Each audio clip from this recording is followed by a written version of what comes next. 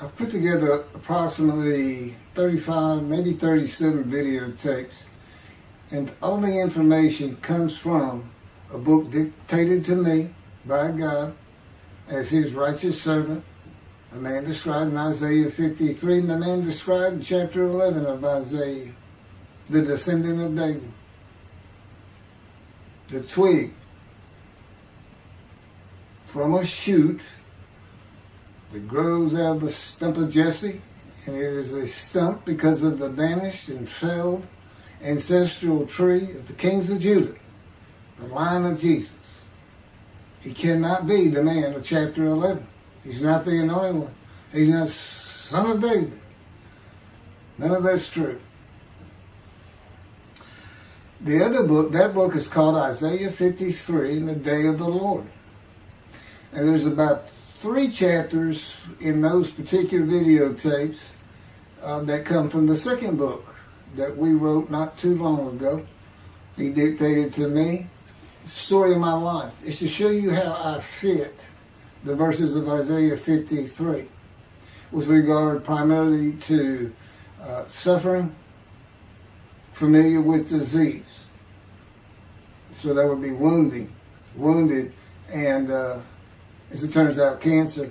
But the other words that you find in Isaiah 53, punishment, maltreatment, crushing, bruising, chastisement, okay, that is all in God's power. That's all in God's power, all those words. But the books are unpublished, shunned and despised, accounted afflicted by God, plagued. Nobody understands. This is so different than the Judaism the Jewish people have been taught. This Messianic era that will never occur. And we know it's not going to occur now once you believe who I am and how you cannot. After the mountain of evidence I have presented that is in those books, just as Moses today would have to say, well, look, I wrote Leviticus. You think I just came up with that? You think I just came up with all this information? Did I know how God speaks through an angel and who that angel is? Moses walks by a burning bush that's not consumed. The angel of the Lord's in the bush and God speaks. I'm the one who explained that to you. I shouldn't have to go any further than that. The God says the rabbis, the shepherds, they never listen to my prophet. They think they know everything. Well, I'm going to keep showing that they don't. This is primarily for the people who listen to them and not them. I don't expect them to ever respond. Because by responding, they have to say they've been wrong. Or that's just not what we believe. And so they won't change. The bottom line is they make money on it. That's the bottom line. God had me watch a video of Toby Singer just for this one purpose I'm about to tell you. He said, watch him raise his hand. He raises his hand to do his hair or rub his nose or something, and it's this big, fat gold watch. And this is how you know this is a God of old.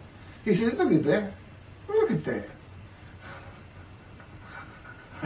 I said, well, he does dive. He skin dives, scuba dives. It might be a scuba watch. He said, that's no scuba watch. That's just a big, fat gold watch for everyone to see. And he makes his money on Isaiah 53. The guy tells me, at least that's how he really got going. I don't know. I know he has a radio show. But remember, I'm in the fire of refinement. Everything God does with me is to draw emotions because I'm going to be emotionless once I get to Israel. For the most part. He'll let me feel what he wants me to feel. But nobody can get under my skin. You can't bother me. Even if I seem like I'm mad, it doesn't carry over to my insides. And I don't think about it any more than while I'm, as they would say today, on a rant, getting on somebody. But, I bring his reckoning. I laugh. I tell him, you know what I am, don't you, guy? He said, I know you're a lot of things. I said, no. I'm the reckoning, and I am the wrath. That's what I am. He laughed. Holy Spirit laughed. I said, yeah. I said, you know, righteous servant, David the shepherd, Elijah, prophet like Moses. You know, I like wrath. What's his name? Wrath. What does he do? He brings a reckoning. But anyway, I'm going to go through these early years of mine before God spoke to me. It's chapters 1 through 6. Chapter 7 is God speaks to an atheist, and I've already videotaped that. Walking with God, and something on visions and visuals. So the first chapter, this is what he told me to write down birth and tragedy. I was born in Bryan, College Station, Texas on February. This just in from the Holy Spirit, yes. Like you couldn't ask me before I started. Yes. Oh, this is only for the people who come to believe in me. I don't expect anybody who's been viewing these materials and, you know, nobody's really subscribing, a handful, to be believed. Again, I can't imagine. I don't know what you people want. I don't know who you think's going to come to do something different. How are you going to know who David is? I mean, according to Judaism, there is no description of him. How are you going to know who he is? All this being presented, and I know Jewish people have seen it, only 60% of the views are coming from the United States. Now, I don't know that means 40% is coming from Israel. Probably not. You got Canada, that's be a big follower on my WordPress site. And really just all the countries of the world at one time or another have looked at some of this information as I wrote my blog, and the blogs became chapters. But I'm assuming some Jews have heard of what some man is saying he is Moshiach, and they're watching. Well, this is for those who come to believe, the people who want to be the witnesses, the many made righteous. By my knowledge, by the things I can tell you that God would have me say to you. So, you know, this might be bored to tears with others, but it does show suffering, pain, and emotional pain, my background, and just who I am. Not just some kook out here. You know, people say, well, he's hearing voices. I mean, listen, as a lawyer, and I even did criminal law, I've seen some of these people who hear voices. I promise you, you know that's a person who should be hearing voices when you just see them and watch them for a couple of minutes. It's not me. Excuse me. Okay, I was born in Bryan, College Station, Texas on February 21st, 1957. And that's interesting because that's the year the first satellite went up. Russia sent up Sputnik, which was really 3 different satellites, and altogether they were called Sputnik. That is considered the dawning of the age of the internet. Now, I've asked God, how did you select me? How did I be blessed with this and learning all these things with this crazy life that I've had? And but he won't answer me. He's gone poker. This poker guy, he's not going to talk. He's not going to change expressions or anything, or me giving an impression that he is. And so I tried to come up with it on my own, and that is where I started. I said, because I know how important the internet is for this. It's the only way to get things worldwide, and all the teachings that have come through it. I didn't know, you know. I'm 63. I'm not like the young people who can just text messages without looking at the phone and all that. But he's taught me everything. He taught me how to set up Facebook, Twitter, you name it. You know, he would just say, go to your computer, do this, do that. You know, commanded it and directed to become very good at the computer and, of course, word processing. You know, I'm a regular secretary, except I still henpeck with one finger. I used to. But God says that's to show you I have perfect use of this disfigured right arm. It just doesn't have muscle in it, and my shoulder's shorter. Anyway, I was born in Bryan College, and that's where Texas A&M University is. And my dad was attending Texas A&M when I was born.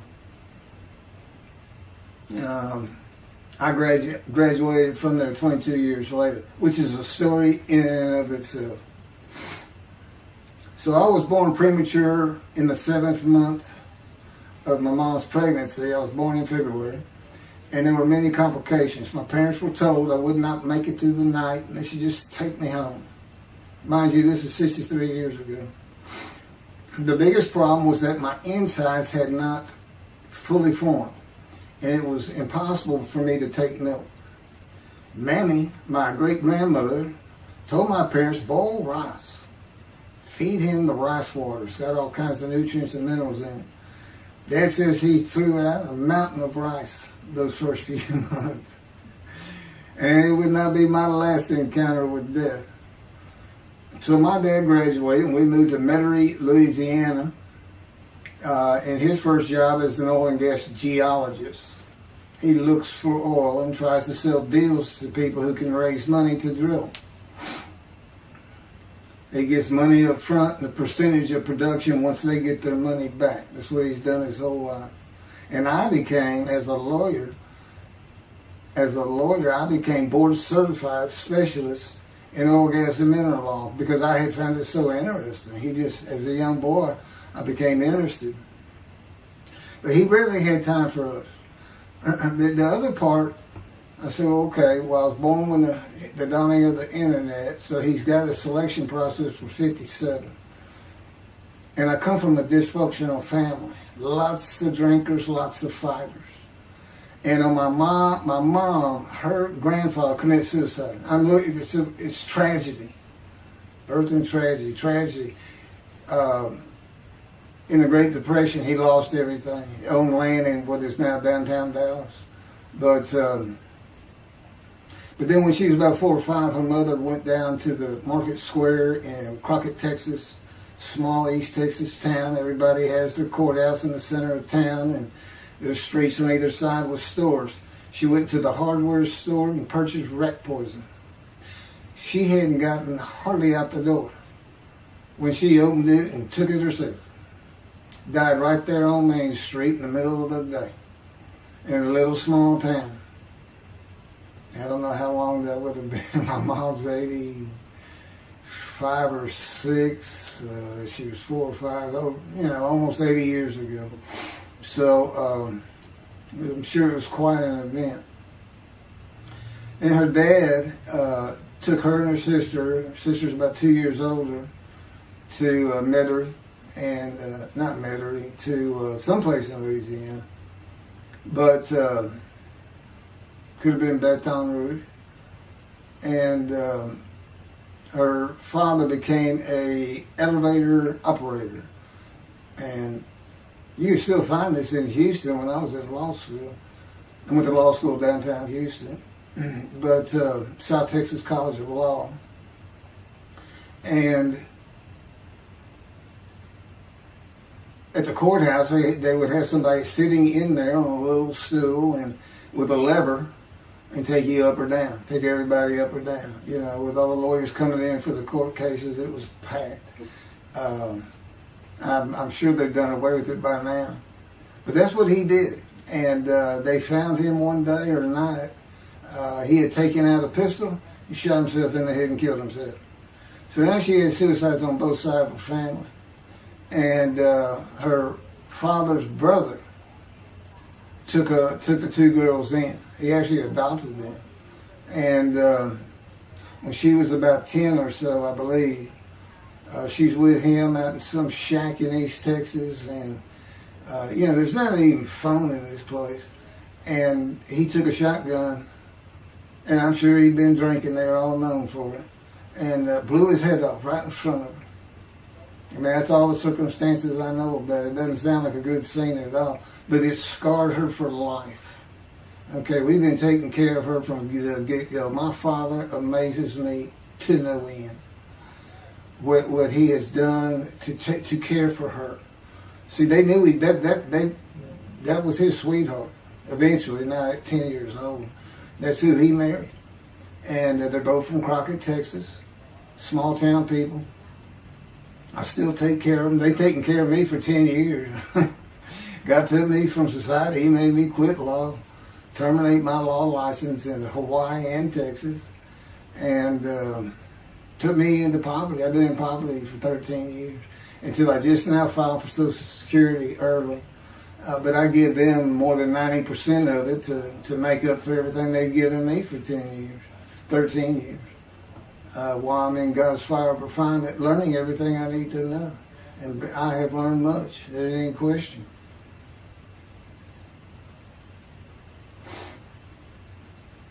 So anyway, there's 3 suicides. There's 4 suicides right there. So it's a family of tragedy. You know, it's not a tragedy of losing your entire family in the Holocaust and you're the only one left. It's not like that. Because God says, I just got things as close as I could. He says, I touched you in the womb to disfigure you, really for just one reason. Well, 2 reasons. One, it makes you identifiable. But it was so people would pick on you. I wanted people picking on you because that's what happens to young Jewish boys. Just for being Jewish, just for having a disfigurement. People will pick on you. I've told him since, I don't even really recall many people saying anything to me. He said, that's because you look like you crawl all over them if they did. And I did. I was always just say something, anything. That's just the way I was just angry inside. And God's taken all that away. But I can still go on a good rant. But, and then my mother in the 60s, young people may not know this, but that's when, you know, the Woodstock and marijuana, LSD, everything started getting big. And at the same time, doctors were just handing out pills left and right. Valiums, painkillers, Percocets, you know, just asking for it. They were writing scripts. And I know today they put a lockdown on that, but she got heavy into it and drunk all the time. I'd have to come home from school and stay with her, and she became such a different animal, a different person when she drank. She became a little girl, you know, and having your mom act like that and slobbering, and, you know, I'd go in there to be Valium dripping out of her mouth with a bottle of booze by her. So it was an ugly scene. And so I came from a dysfunctional family, so I think God wanted that. And He's there with me from my first year to make sure that I live a life of suffering. He orchestrated many of my wounds. And He's taken me back in vision to see these things. And His visions, one thing you don't pick up in the Bible, when I say Bible, I'm talking about the Jewish Bible, the Hebrew Bible, that's not, unless I say otherwise. Which is like when God says, my peoples. If He just says my peoples, He's talking about the Jewish people, the chosen. I mean, He may say the peoples of Moab, or just by the context, you know, He's referring to another group. But that comes up all the time. So, to add to that, she tried to kill herself a few times. And when I was 10, my dad was at a Texas A&M game in Dallas. And I know it was 1967, so I was 10 years old, because I'm very familiar with that particular game. It was against Bear Bryant and the Alabama Crimson Tide. And he had coached at Texas A&M. So, as you can tell, me and my dad are big Aggie fans and football fans. But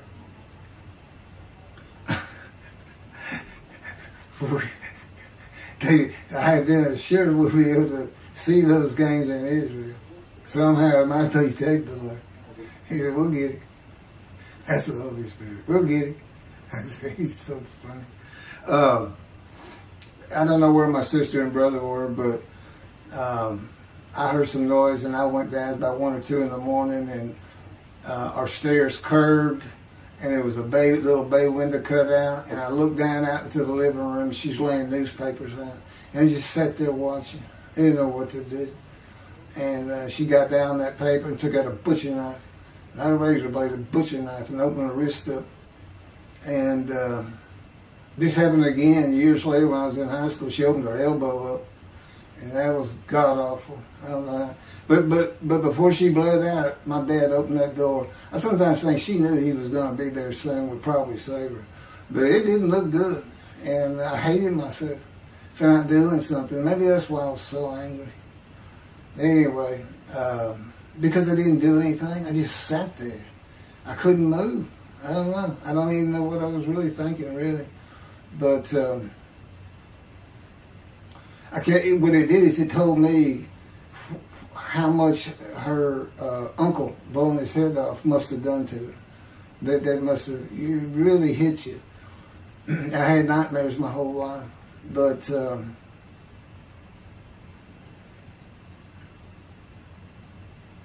I was 16 when she did the thing with the knife. But you know what? My dad finally got her he got her the best psychiatric care in Houston, Texas, and that's big because we got a medical center that's renowned throughout the world. And they put me back together many a time. And she never did that again. And the amazing thing is how different she is in her very advanced old age. I mean, it's like she was never that person of the 60s and the 70s and the 80s. I don't know how my dad survived it. I'd have never stayed. I'd have taken the kids and said, try to find us. But he's not like that.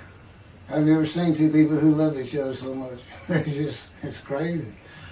But anyway, I was married for 20 years and we weren't like that at all.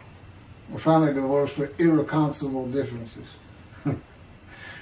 Okay, my first major surgeries when I was 2 years old. My first surgery. Up above here, I have a scar. I had my first of many surgeries. Been born without my right pectoral muscle, small shoulder, withered arm. And there was some, the movement of my arm was restricted. There was some tissue in here that had to be cut out. So they opened me up and did that. I was born right-handed, but I do everything left-handed, except for light things. Like I shoot a basketball right-handed. I throw a ball right-handed. Darts, things like that. But bowling, I'm left-handed. You know, anything heavy.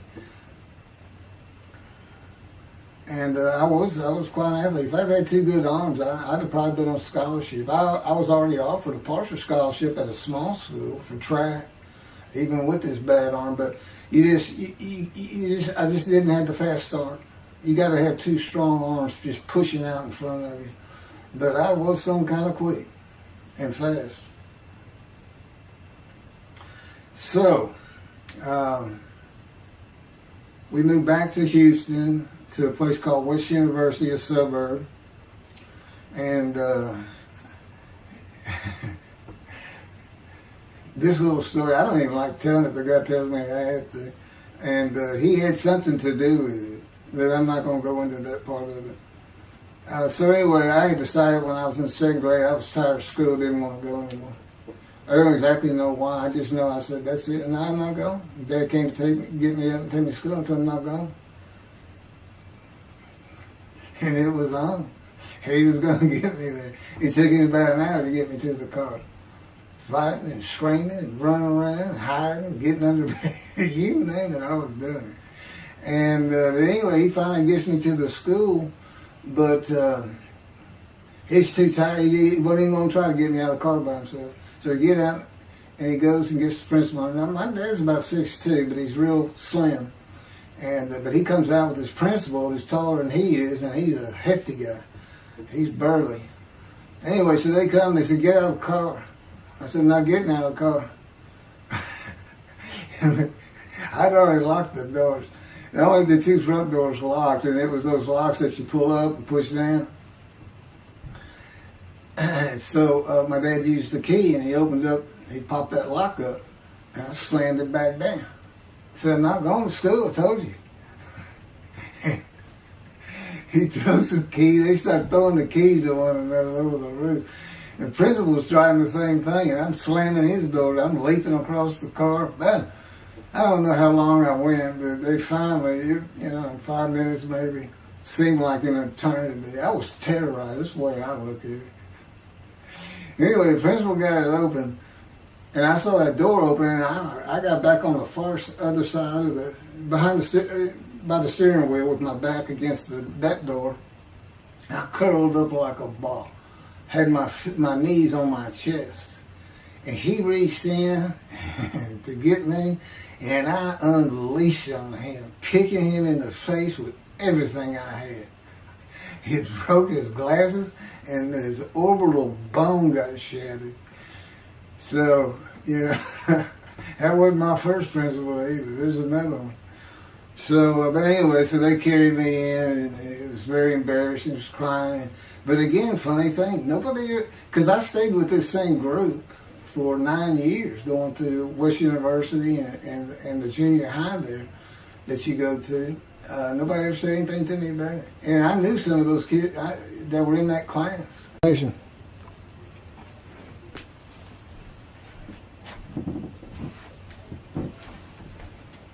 My camera only goes for half an hour. I can see on the screen that I have pointing towards me that when it runs out, I have to turn it off and turn it back on. But anyway, that ended my fight with my first principal.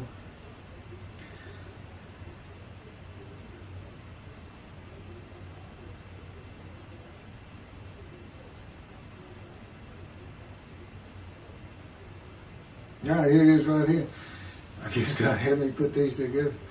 In the 10th grade, the principal of the school told me to cut my hair. You know, I had long, blonde, wavy hair, well past my shoulders. Again, this was, I graduated high school in '76, and this was in junior high, so it's in the early '70s, but it felt like the '60s still. And I kept in a ponytail. It was neat. It was a school-wide policy. I think I was one of the last people to cut his hair. I was hiding all the time. I was always on the alert for the teachers that would turn you in. But I went and got it cut. I told the barber right at my collar. Sat there in the chair and cut it right at my collar as I was instructed to do. And then I was commanded to return to the principal's office. And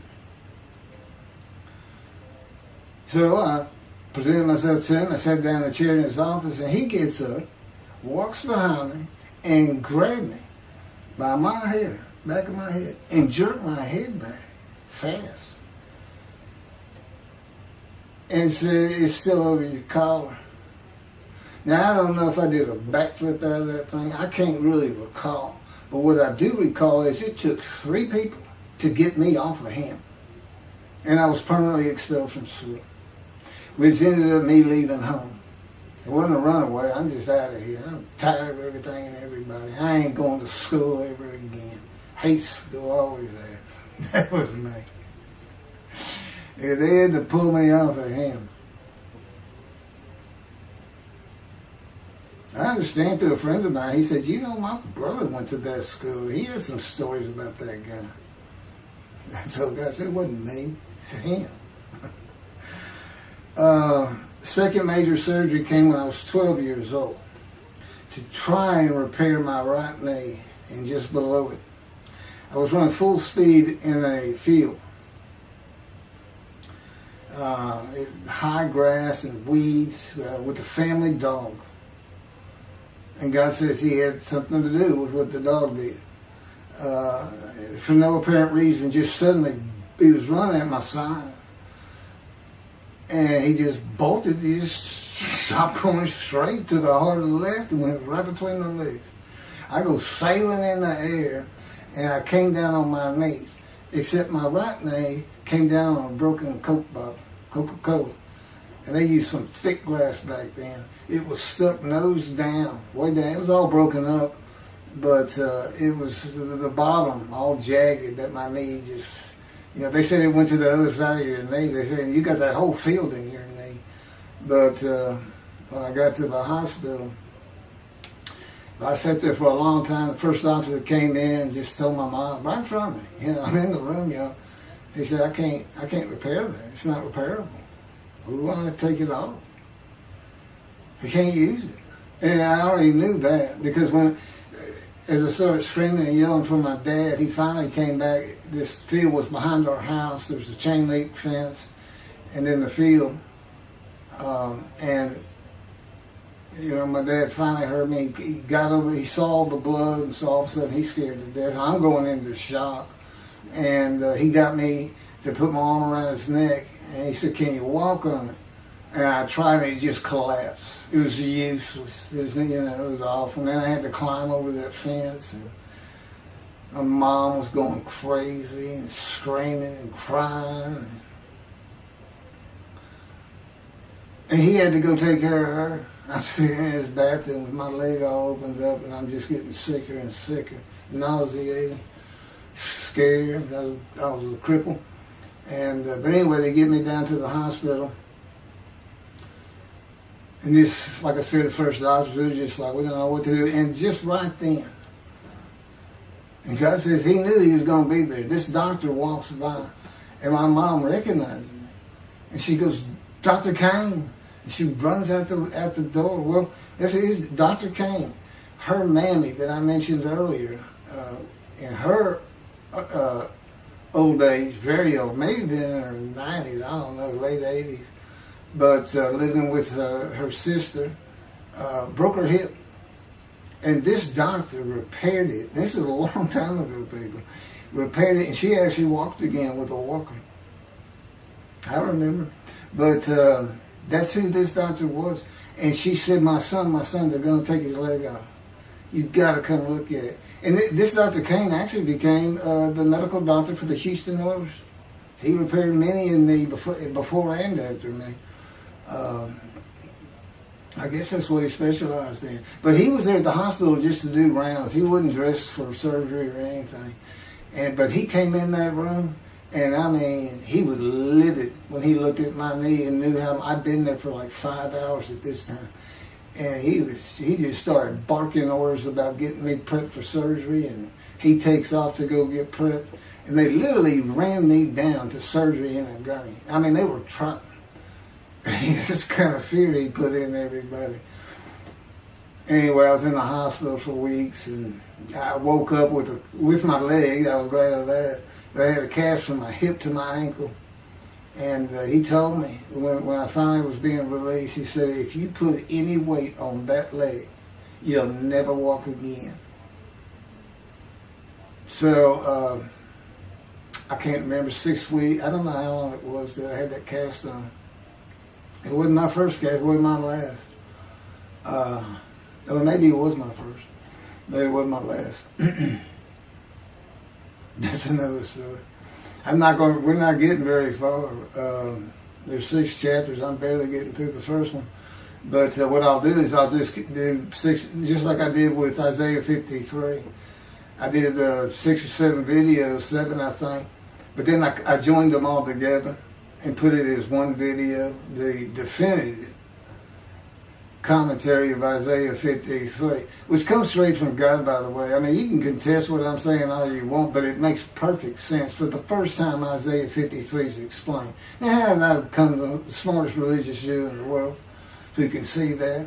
And what the wounding and the punishment, everything's about, and how it's really, in some ways, a snare for the Gentiles for the day of the Lord. Because he knows he can take me and just decimate any argument they want to put forth. You know, in particular, I'm blemished. I'm the Antichrist. In that I am the exact opposite of Jesus Christ. Okay, he's so smart, he was teaching synagogue at 12. Supposedly he was a perfect, beautiful man. I'm disfigured. You know, I'm not bad looking, but I'm not, I'm not Brad Pitt or anything. Anyway, a sinner, I was, I tell God, well, I wasn't an habitual sinner. I was a good person. I was good to other people. I was very compassionate. I said there was already a lot of humble in me. I didn't laud myself and the things I could do over others. Like being the fastest guy on top 5 at school and the fastest in the neighborhood. I didn't brag on myself. But as he took me back through my life, informed me when things were sins, it just seems like I touched on all of them. And if murder in your heart is actually committing that sin, as the Christians say, I don't really go with that, but then there's really not much I've missed. So I'm a sinner. And, all Jesus can say is, well, I'm a sinner too. I lied. All you got to do is read the scripture in the Gospels. You see where I'm lying. That's easy. And I came from the banished line. I thought I was the man of Isaiah 53. I thought I was going to be exposed to death, but given long life. This is what he would tell you if he was here. He said, but you know what happened? They crucified me. And on the cross, I realized I'm not that man. This isn't exposure to death. This looks like a sure thing. Father, Father, Father, why have you forsaken me? That's Jesus Christ saying, I'm not the man of Isaiah 53, and I just figured it out. That's what that is. I ask God sometimes, you sure you didn't have that written? Why on earth would they write that down? At least forget about it. We need to forsaken me. That's what it's about, Christians. No, they got their way. They can explain that being counted a sinner means he got crucified with the sinner beside him being crucified on each side, left and right. So there's three of them, so he's counted a sinner. Okay. You know, it's supposed to be descriptive. We're supposed to be able to find a person to this. You might tell Judaism the same thing. You know, this is to find somebody. It's not the people of Israel. They're all kinds of people. No, we're looking for a guy so God can have a Moses. Why? We have a new covenant. Why? It's the day of the Lord. Why? Jeremiah says so. That's why. It's so easy. The lamb blooms again. Okay, and he's coming with covenant friendship with the temple. So the lamb blooms again at a time when there's no temple. Jerusalem's going to be rebuilt. It's a metropolitan today. This is no Jerusalem of antiquity. The old city might be too big. And I'll make a new covenant with you. I'm going to forgive all your sins and remember them no more. That will cause Torah to be written on your heart. It's a metaphor. Let's think, when did he do this before? Oh, that's right. Assyrian Babylon exiles, Isaiah was writing for. God said, I forgive your sins, remember them no more. They became a holy seed, and what they did? They built the second temple. What are we missing? The third temple. It's so easy. So it is the day of the Lord. There ain't any question of that. I'm just telling you, it started with the Russians sending up Sputnik. Those old riskies. And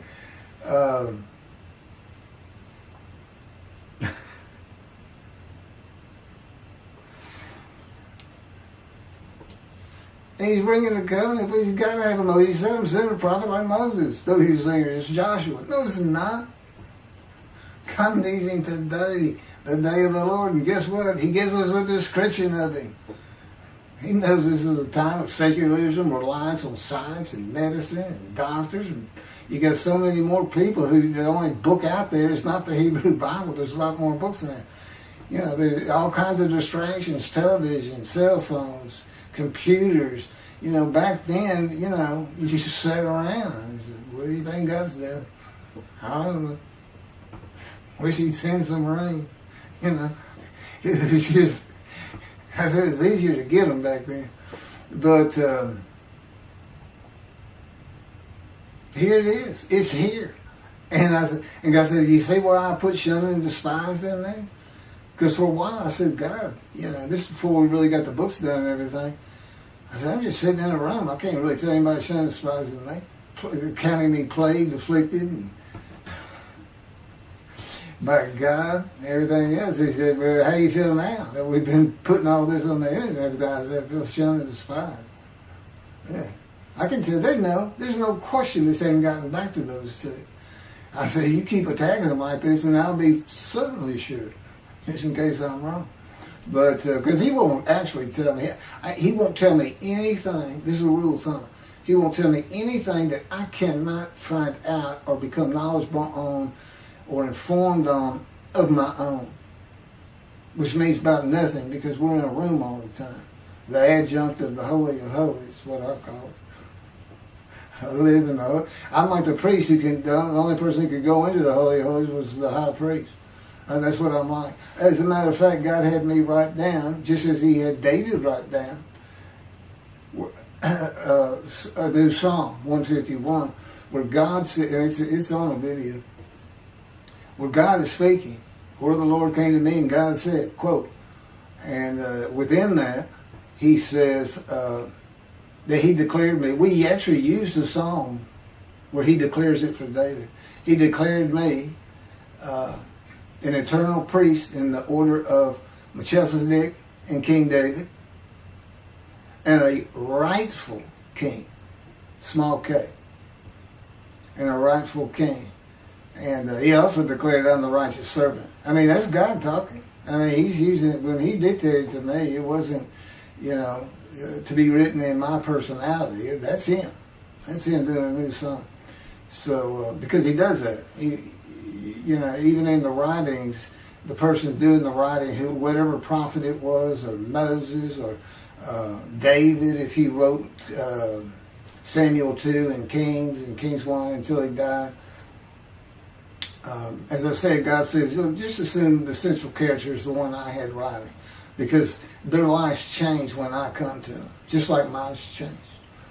This is not anything I could have ever conceived or even bothered thinking of. I'd have never read the Bible my whole life if he hadn't told me, we're going to the bookstore and get you a Tanakh.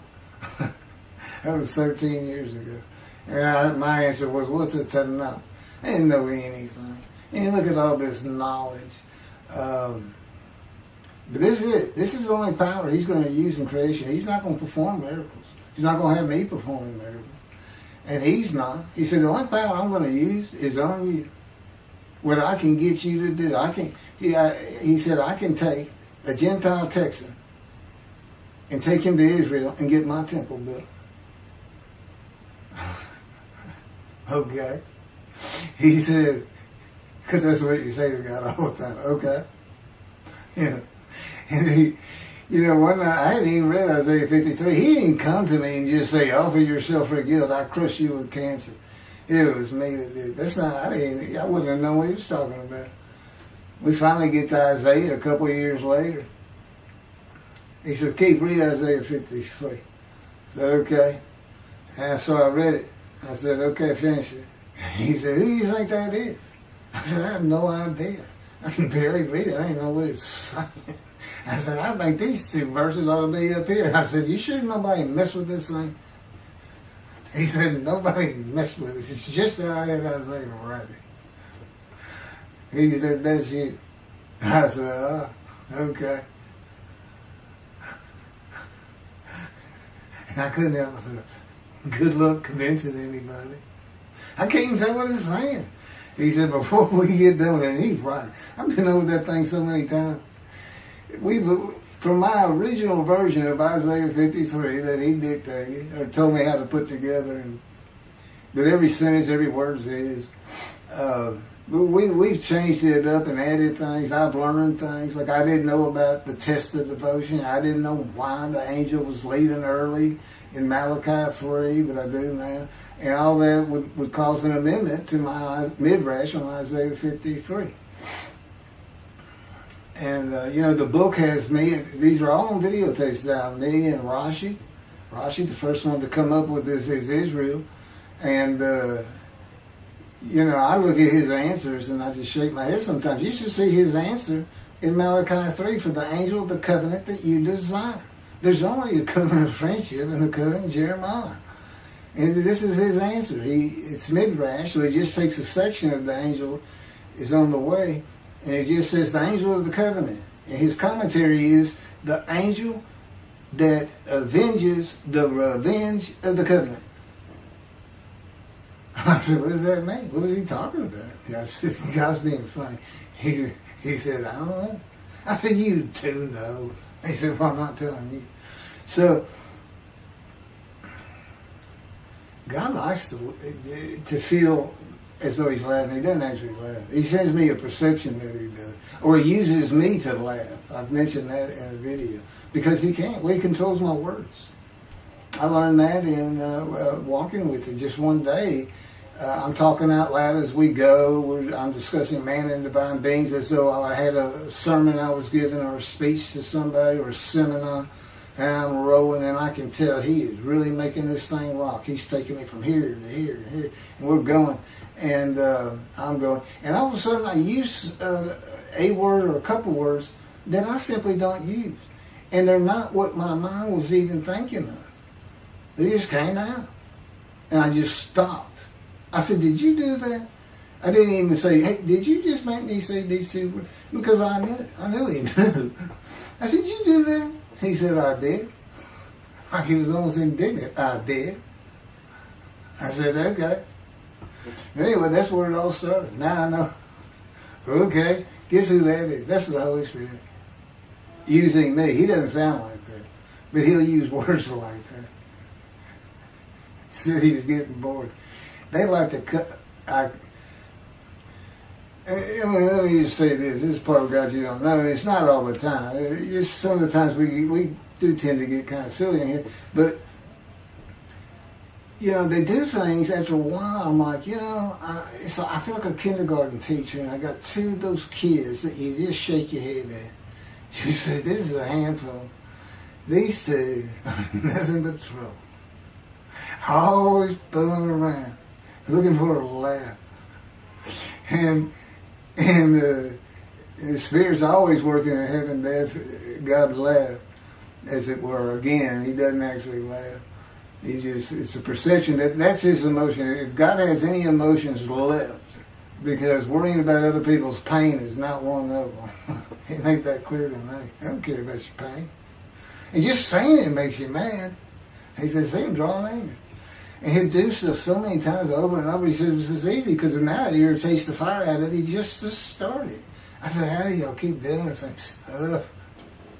And one day I told him, I said, I got it. Which means it actually came from them.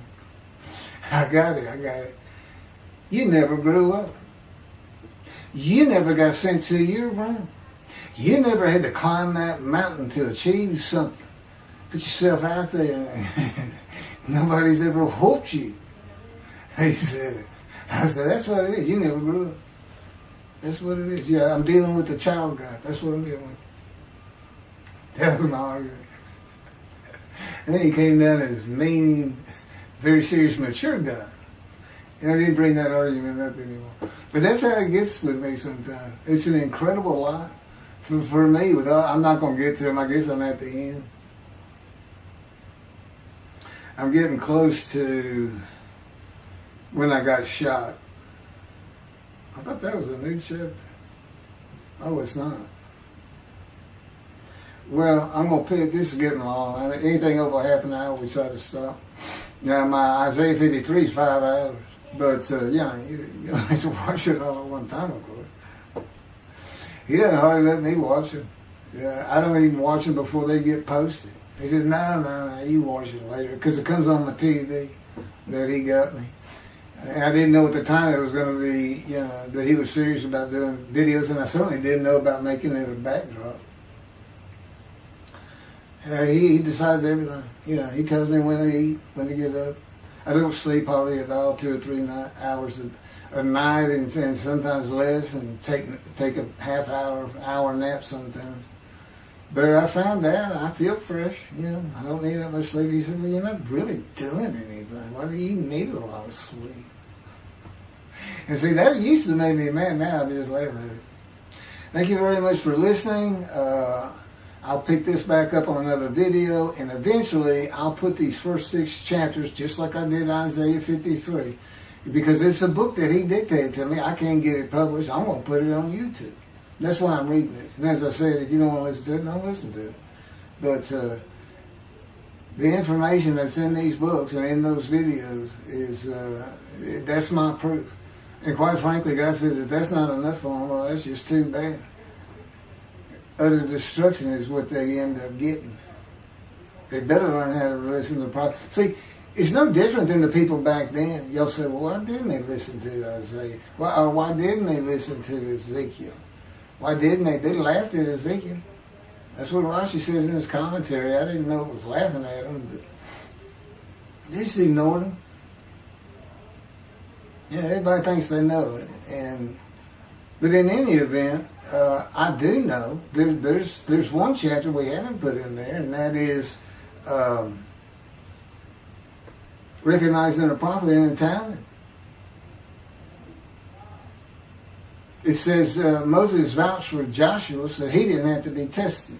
Now, the problem with all that is, and I think why God hadn't had me put it on video, is that they're looking for a seer, somebody who can see the future.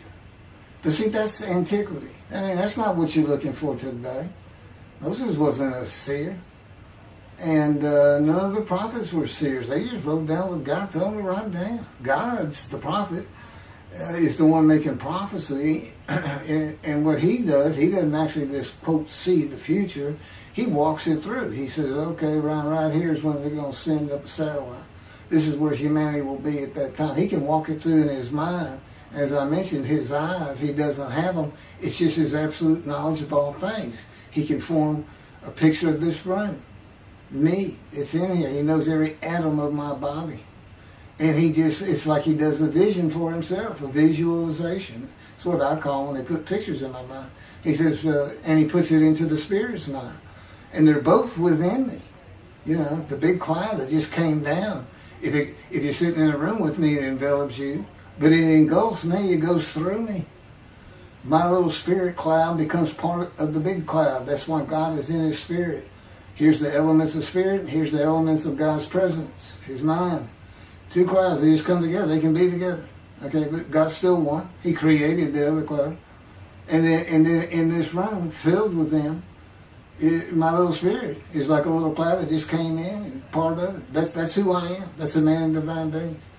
Okay? No, it's like nobody's really expecting it. Well, maybe it's because you didn't know these things.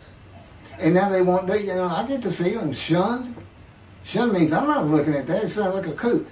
We by faith, by the fundamental principles of Rambam from the Talmud, from his diagnosis of the Talmud. Why don't you do your own? Why don't you throw the Talmud out and learn some new stuff? Why don't you get out of antiquity? Every religion has an end times like that. Every religion ends up with utopia for its people. Everybody. Well, don't be like everybody. You're the Jews. Throw that out. Let's get practical. Let's have God in our midst again, in a man like he was in Moses. Let's point at him and tell the Christians that is the man of Isaiah 53. Here's what it's about. God says he's coming back. He told us, we're not waiting on him like you. And he said when he was coming back, he false prophesied 5 times. He ain't coming back. He wasn't who he thought he was. He told us on the cross. I'm not the man of Isaiah 53. He tells us. What else was he doing? Father, why'd you forsake me? I'm about to die. What do you think he's talking about? What do you think he's thinking about? He's not supposed to die. He thinks he's the man of Isaiah 53. So do they. It's just mind-boggling because I'm the man. And there's nothing about me that says Jesus Christ. Nothing. You should hear me cuss God. I've cussed him trying to die. I begged for death 1,000 times. He said, it's not been 1,000 times. I said, it's been hundreds. He said, well, that's true. You have cursed me more than any man in the history of mankind. And he said, and you did it face to face. And I said, you shouldn't make me so mad. He laughs, y'all. He laughs. When I'm cussing him, he makes him laugh. And oh, you're kidding, that story? He gave me his perspective. This is how he did it. He said, Keith, imagine you created ants. And ants are living beings. In other words, they can think and they have emotion. Okay, you get a great big ant farm over here in your room. Okay, you decide you're going to get one ant to get all the other ants to do stuff. But you got to get him ready. And you get him ready the way I'm getting you ready.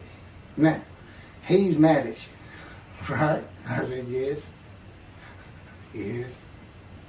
And he said, now, imagine, I'm always laying in this bed. I got a big table. It's got a microwave on. I put my computer on. I got a big fan I like to have on. And he said, look over at that table. Now, imagine that ant got loose. And he is crawled up. And he is standing on the corner of that table. And he is giving you the what for in ant language. I mean, he's going. And he's turning around and shaking his butt at you. And he's cussing. And all this. And all you got to do is go bump. And he's gone. I said, that's funny. And it is. And that's how that's what it does to him with me. You know, the spirit will rile me up. I call him a troublemaker, troubler. He's so funny. But God's so humorous. There's a difference in their humor. Okay, that wraps up. I'm told that does wrap it up. I'm going to pick up a gunshot. I guess it was worse than the accident to my knee. They ended up opening me up from between my breast and my pelvic bone, and now it's been 3 times. And eventually, the lung cancer and colon cancer and skin cancer. But the lung cancer is when they told me you should have died from the colon cancer. He said, but this is it. We can't treat that. It's too advanced. You're gone and prepare to die. That was 20 years ago when the planes hit New York. It was the planes hitting New York that got me up off the ground one last time to see one more doctor. The life of God's righteous servant of Isaiah 53, chapter 3, gunshot. Shortly after I recovered from my knee injury, I moved to Fort Lauderdale, Florida. I was not happy about it at all. It turned out to be a lot of fun. I made some great friends and celebrated my 13th birthday. My only injury in Florida was having my front teeth shattered and knocked out, requiring caps, which was more of an ordeal than I would have imagined. We returned to West University in Houston after 2 years. My mom was not doing well at all, and it was getting close to her second suicide attempt. I was back with my old friends and did not have much supervision from home, and I failed 9th grade. I made my own decisions, and I rarely listened to others. After being set back a year at junior high school, I made a few new friends, which led to my next serious injury. My best friend was a Spanish Italian whose father was from Sicily. And he kept a machine gun and a violin case in his office at the restaurant he owned, where his son and I were waiters. It was called the Godfather. My friend was the best pool player I've ever known or played with, an absolute natural. I will call him Antonio, but that's not his real name. Antonio's girlfriend was a Jewish girl. I will call her Rebecca, but that is not her real name. Antonio was a Catholic Christian. Rebecca did not practice Judaism, and Antonio did not go to church. I was a confirmed atheist, and we never talked about God or Jesus. Rebecca's father had foreclosed on a ranch about 8 hours from Houston outside of LaGrange, Texas, Fayette County. LaGrange was famous for the Chicken Ranch, which was an illegal brothel that operated from 1905 until 1973. The business served as the basis for the 1973 ZZ Top song, LaGrange, and the Broadway musical, The Best Little Whorehouse in Texas, as well as its 1982 film adaptation.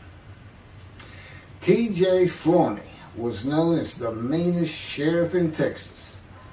In the coming weeks, I would be interrogated by him outside of Shock Room 3 at Dental Hospital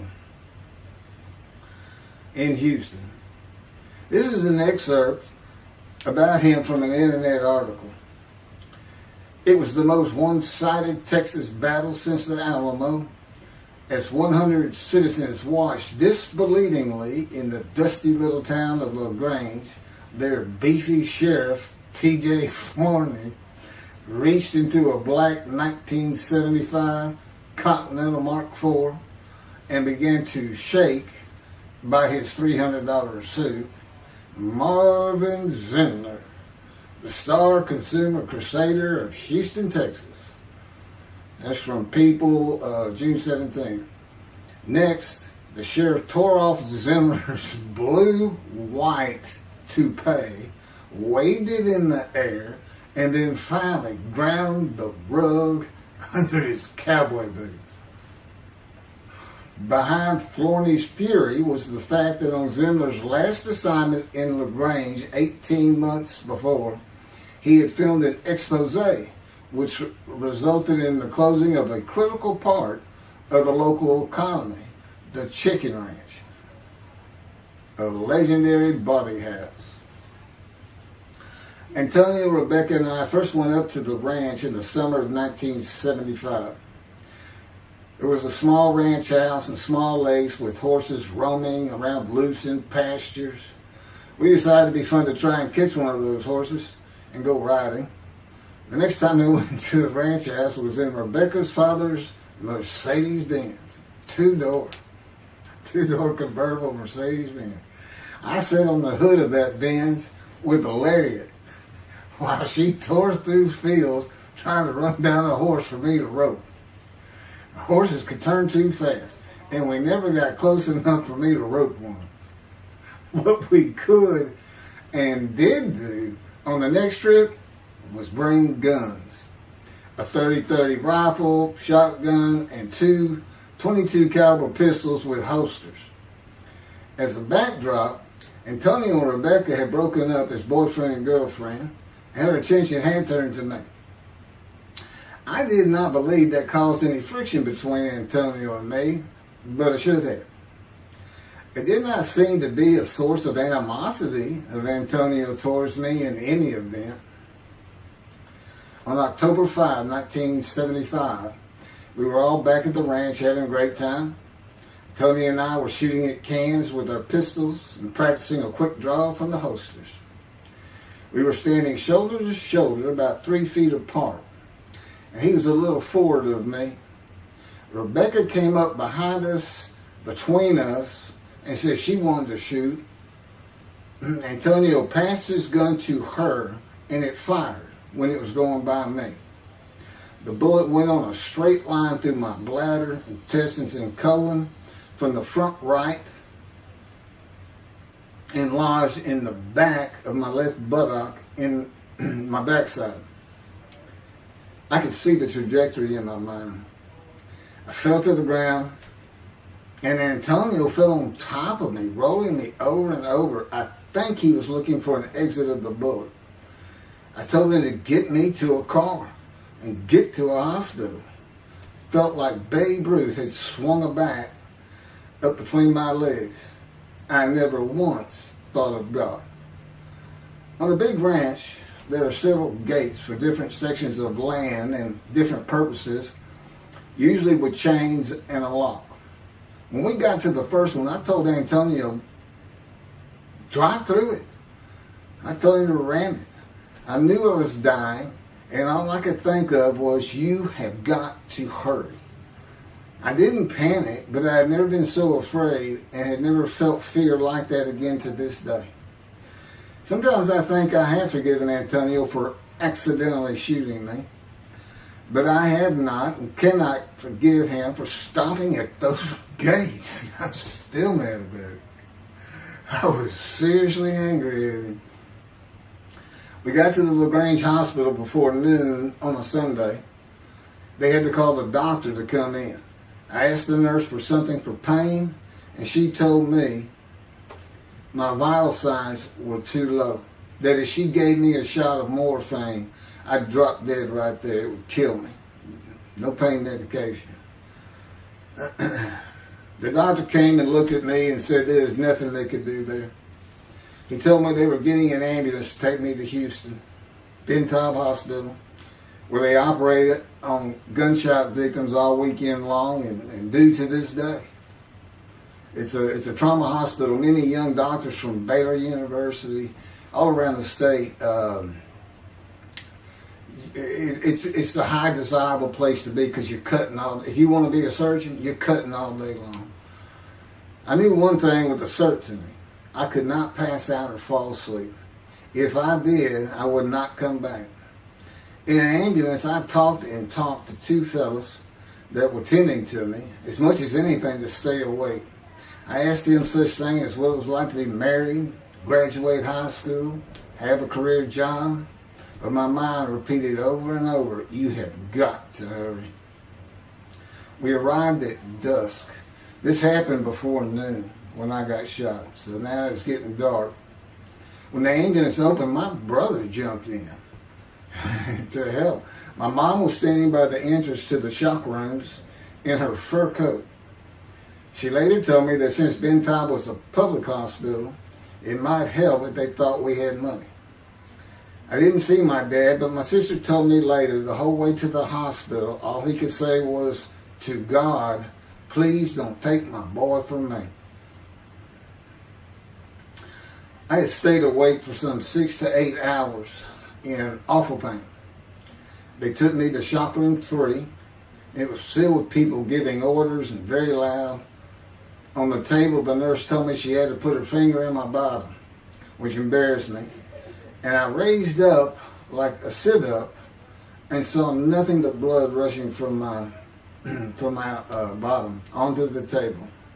You have to hurry is all I could say.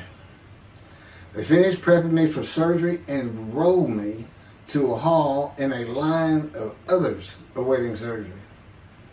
Then someone was saying my name, and I opened in to see T.J. Forney, Sheriff of LaGrange.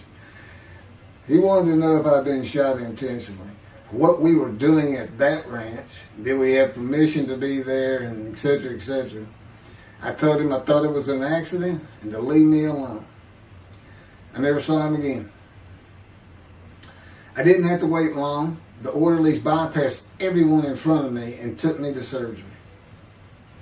I awoke in a large room with about 10 beds on my side of the room and 10 beds on the other with other patients, and I could hear moaning and crying here and there.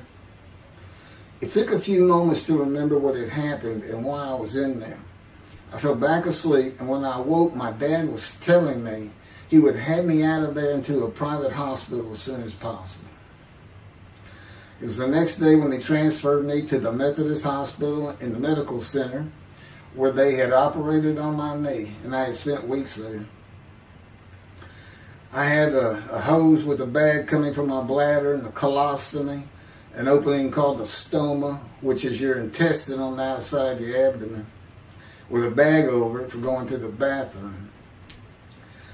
I was out of danger from dying, but still very weak, and I needed to gain some weight. The track team was already getting together, running distance and cross-country workouts provided by the coach, preparing for track meets in the following school semester. I lived about a half mile from the high school. The day I got home, I walked to look at the track. It did not seem possible I could get back in shape. I was afraid to cross the roads to the school. I could not even trot to get out of the way if a car came my way. My insides felt like jelly, and I had been warned that too much physical exertion in the first 10 days could cause a stomal hernia and my intestines to start extending from my body. I was homeschooled for the rest of the semester by a private volunteer tutor, and passed classes I probably would have failed. The beauty of that gunshot was that it changed me. I was never going to graduate high school, having failed so many classes. So I set up night school classes for the next and my last semester of high school. I was 18, soon to be 19, and a senior.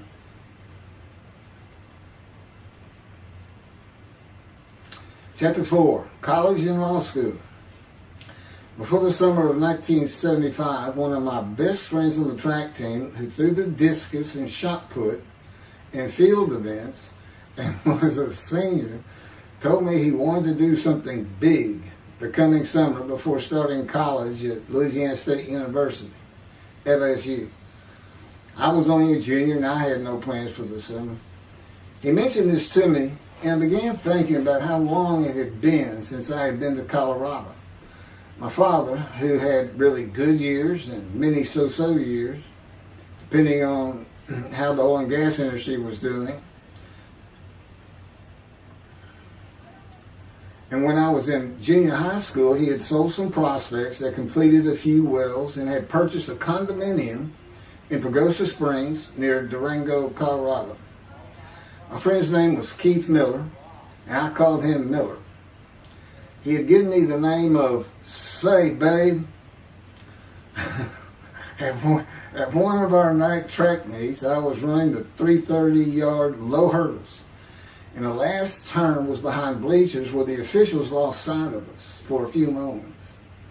A runner to my left veered out of his lane into mine and took my hurdle, and I had to slow down and go around it, yelling, "Hey man, that's my hurdle." I wasn't happy. I do not remember how Miller knew what I had yelled, but he was probably on the football field inside the track working on shot put and discus, watching me run and hurting me.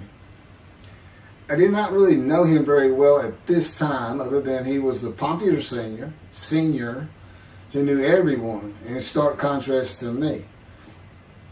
On the following Monday, I was walking down the halls between classes, and coming in the other direction was Miller, though I did not see him. Then as he was passing me, in a loud voice, loud enough for everyone in the entire hall to hear, I hear, "Say, babe, that's my hurt." Hence, say, babe. That began a really good and fun friendship, and I got to know the class I should have been in if I had not failed ninth grade. And because I was Miller's friend, I was immediately accepted by anyone he introduced me to. I found out about 40 years later on Facebook. I looked him up and we friended that he's Jewish, and particularly because of his brother. He's got an older brother, and they look just alike. Live up in Oregon. But I did not know that. It's not something we ever talked about. I just didn't think about it. I'm sure he wasn't observant at the time. I told Miller about my dad's condo and suggested we plan a trip up there and backpack in the Womanichi wilderness of the San Juan National Forest. I had hiked there while in junior high school with a friend and his little brother. I had a driver's license in my second year in the ninth grade. The prominent 13,000-foot peak is 10.7 miles from the town of Silverton, which began as a silver mining camp in 1873, and that is where I plan to take Miller.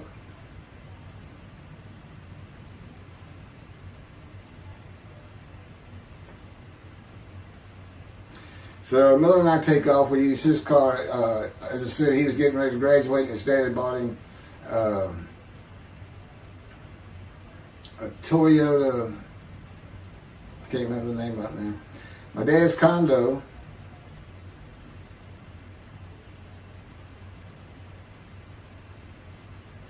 was about 60 miles from Durango, where a train depot is located that runs a train through the Womanichi Wilderness to Silverton. The train is an authentic, narrow-gauge, steam-powered, coal-fired, scenic railroad train ranked one of the top 10 scenic railroads in the world. It's something else. It stops twice in the same places to let off and pick up hikers and backpackers in the Animas Canyon of the Womanichi. At top speed of 18 miles per hour, it takes the train 3.5 hours to travel the 45 miles from Durango to Silverton. Oh, here it is. Miller had a new Toyota Celica. And after a day and late into the night, we made to Pagosa, slept, and we're at the train station before the first departure the next day. I don't know what the problem was, but the train was not going to run that day.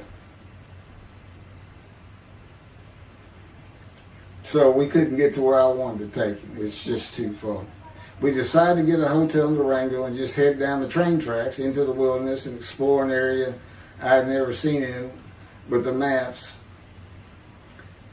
We got lost.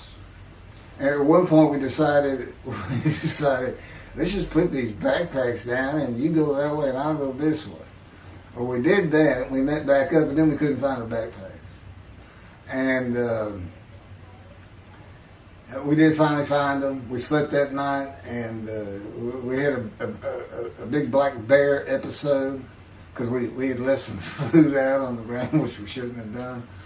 And but anyway, we ended up making it back, and we had one of the best party nights I've ever had in my life. We hit the main street in Durango, which is a tourist hotspot, and we hit every single bar. You could drink at 18 back then. It wasn't 21 as it is today. And we did. We made sure it was like a go. Okay, let's go to every one of them, have at least one drink, shot of whiskey, Boilermaker, beer, whatever. I can't really recall other than I knew I had been drinking the night before when I woke up. But we did. We hit both sides of the street. I don't know how long it took us and how many drinks we had, but we just had a lot of fun.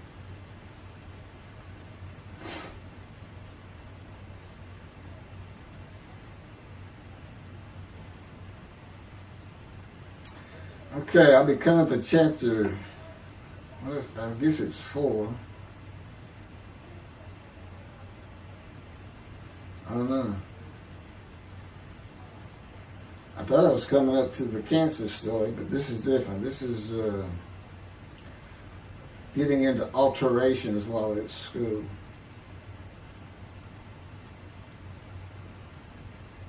So anyway, I was shot on October 5, 1975, and by early December, so it was October 5, and then in early December, I had surgery again to put my intestines back together, which was, it was dicey. They kept telling me, we don't know if we can reattach.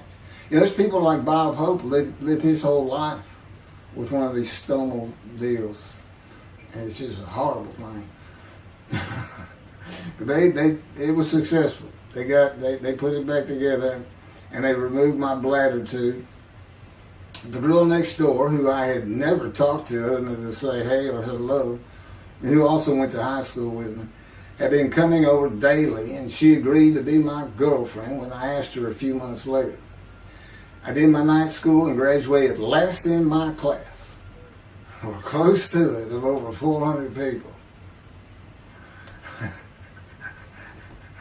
In late December, I began running with the track team. Now, I had surgery early December, and I already got out there with them, which was difficult.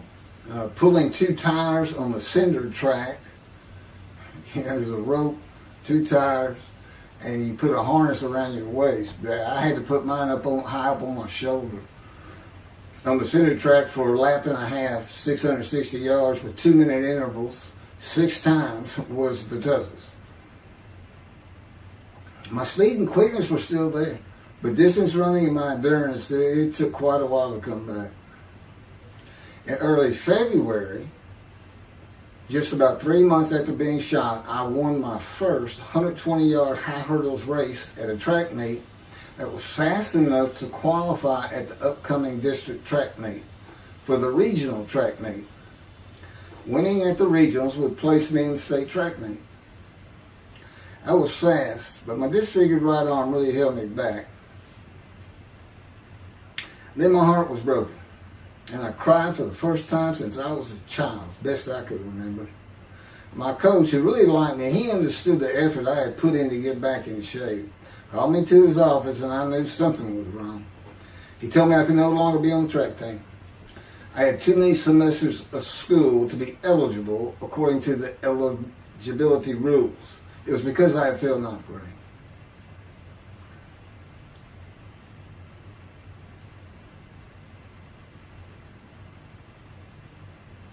And of course, I had no one to blame but myself. Skipping school all the time, just not trying or caring about learning was why I failed. I was not lacking in intelligence and common sense, as many people thought of me. I could and often did read a complete science fiction paperback book during the school day. One day. I get them from my brother. I just sat in the back of each class and read my book, and the teachers always left me alone.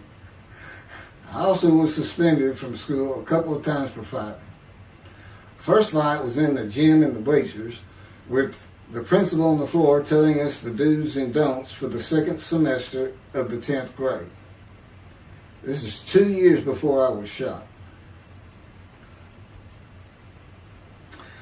I found out he already knew me by name, and I had never talked to him.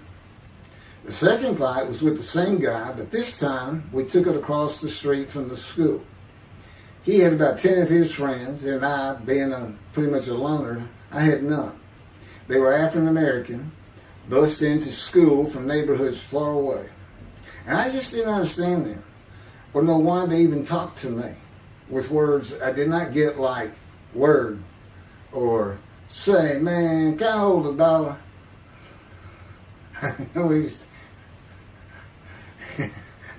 That is what started the fight in the bleachers. I hear from behind me, and one stood to my left, saying, man, can I hold $1? I turned around and just looked at him. And finally said, I did not have $1. Bored with the principal, I undid my ponytail. Mind you, he's sitting right behind me, and I'm well aware of that. And I brushed my long blonde hair and then reached into my pocket for some chapstick for my lips. When I pulled my hand out with the chapstick, turned out I did have a quarter. Then from behind me, I hear, "Say, man, you said you don't have no quarter." To which I replied, turning around, "I don't have a quarter for you." The next part is kind of hazy. But I do know I grabbed him by the front of his shirt and threw him down the bleachers onto the students sitting below me. That is when the principal yelled my name and told me to go to his office. The next day, the guy and his friends were waiting on me when I got to school, and we fought across the street. The principal had told me not to get into any more fights, and this is the fight I got suspended for. I remember being in, after my suspension, being in the men's room smoking a cigarette in a stall, and a group of African Americans came in, and they were talking about the fight. What I remember was hearing, "That white boy went Muhammad Ali on him." My favorite fighter. I even saw the Ali-Foreman fight in Kinshasa, Zaire, live in the Astrodome in 1974. And some of my best friends in high school were African Americans, mostly on the track team where we could get to know one another. I still had run-ins with the general population of the African Americans, who everyone just called blacks back then. I never used the N-word and thought they would help themselves a lot if they'd stop using it. Mostly I think they were angry at being bused in from neighborhoods far away. In fairness to them, white kids did not seem to like me much either. So, yeah, I looked young even for my young age, and with my long hair, about 6 to 8 inches past my collar, I looked kind of girlish, and many people said that to me. One day a friend of mine told me what it was to him.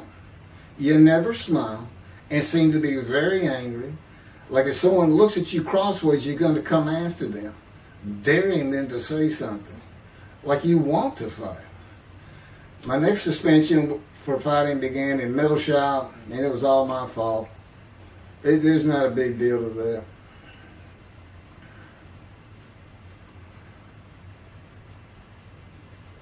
The last fight I was ever in came right before I was gunshot at the ranch.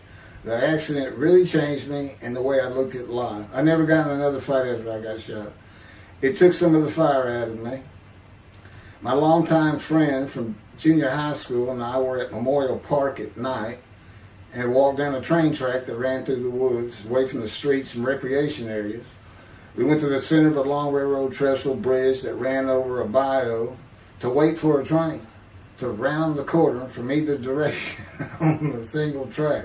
When a train would round the corner, we had to run and jump off the trestle after clearing the bayou. We were drinking beer. As we were sitting, we started talking about the price of gas that was 44 cents a gallon in 1975. Anyway, the trains weren't running. We got up to leave, and as we're walking down the steps, he said something about my father and about how to find oil and gas. And I turned around and just hit him with everything I had, with my right arm. And I realized, what a stupid thing to do. I called him the Big Sweet. He's huge Norwegian. His hair was white and long and longer than mine. His hand was the size.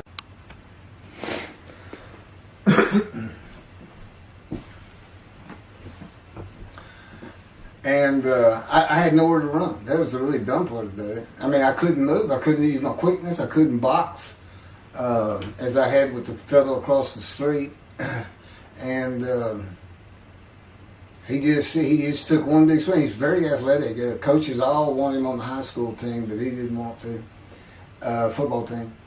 And but anyway, he hit me just one time. That was the whole fight. It was just 2 hits. My measly hit with my right arm.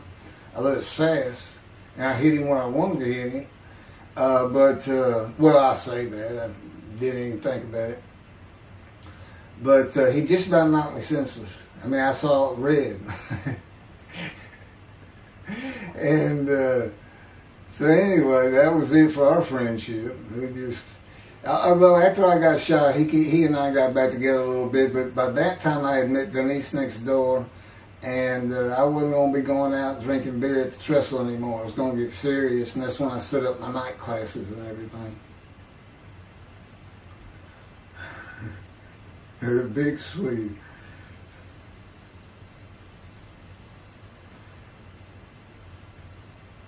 After the gunshot, I stopped seeing old friends, including Antonio and the big Swede, and spent all my time with Denise from next door. I knew I wanted to be someone who succeeded in life. My dad always told me when he was angry with me that with my smart mouth, I was never going to be anything but a ditch digger or a lawyer. While he said lawyer in a derogatory way, he got me to thinking I'd like to be a trial lawyer.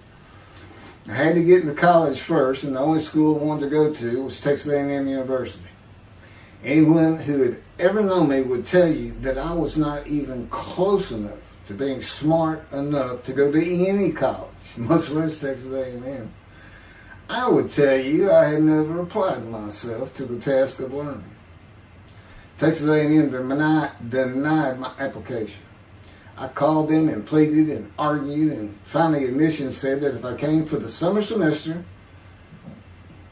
of 4 classes and maintained a B average with no fails, they'd let me in. I did it, barely. I almost failed calculus and got a D. Just a quick thing on Texas A&M, because it relates to World War II, which always makes me think of the Holocaust, and how many Aggies were involved in that. Texas A&M enrollment began on October 2nd, 1876, and admission was limited to white males, and all students were required to participate in the Corps of Cadets and receive military training. Many Aggies served in the military during World War II, with the college producing 20,229 combat troops. Of those, 14,123 Aggies served as officers, more than any other school, and more than the combined total of the United States Naval Academy and the United States Military Academy. During the war, 29 A&M graduates reached the rank of general. Texas A&M is more than a great university. It's the home of the Aggie family with a long history of spirit and tradition. And I'm going to pass through all that. You can read. I got all this from Wikipedia. Well, like Notre Dame, it's a school full of tradition, especially notable at football games and in campus life, drinking beer at the Dixie Chicken. I had a good friend in what is now the Volunteer Corps of Cadets, and we've been shooting pool and drinking beer all night on the weekend, and finally left sometime after midnight.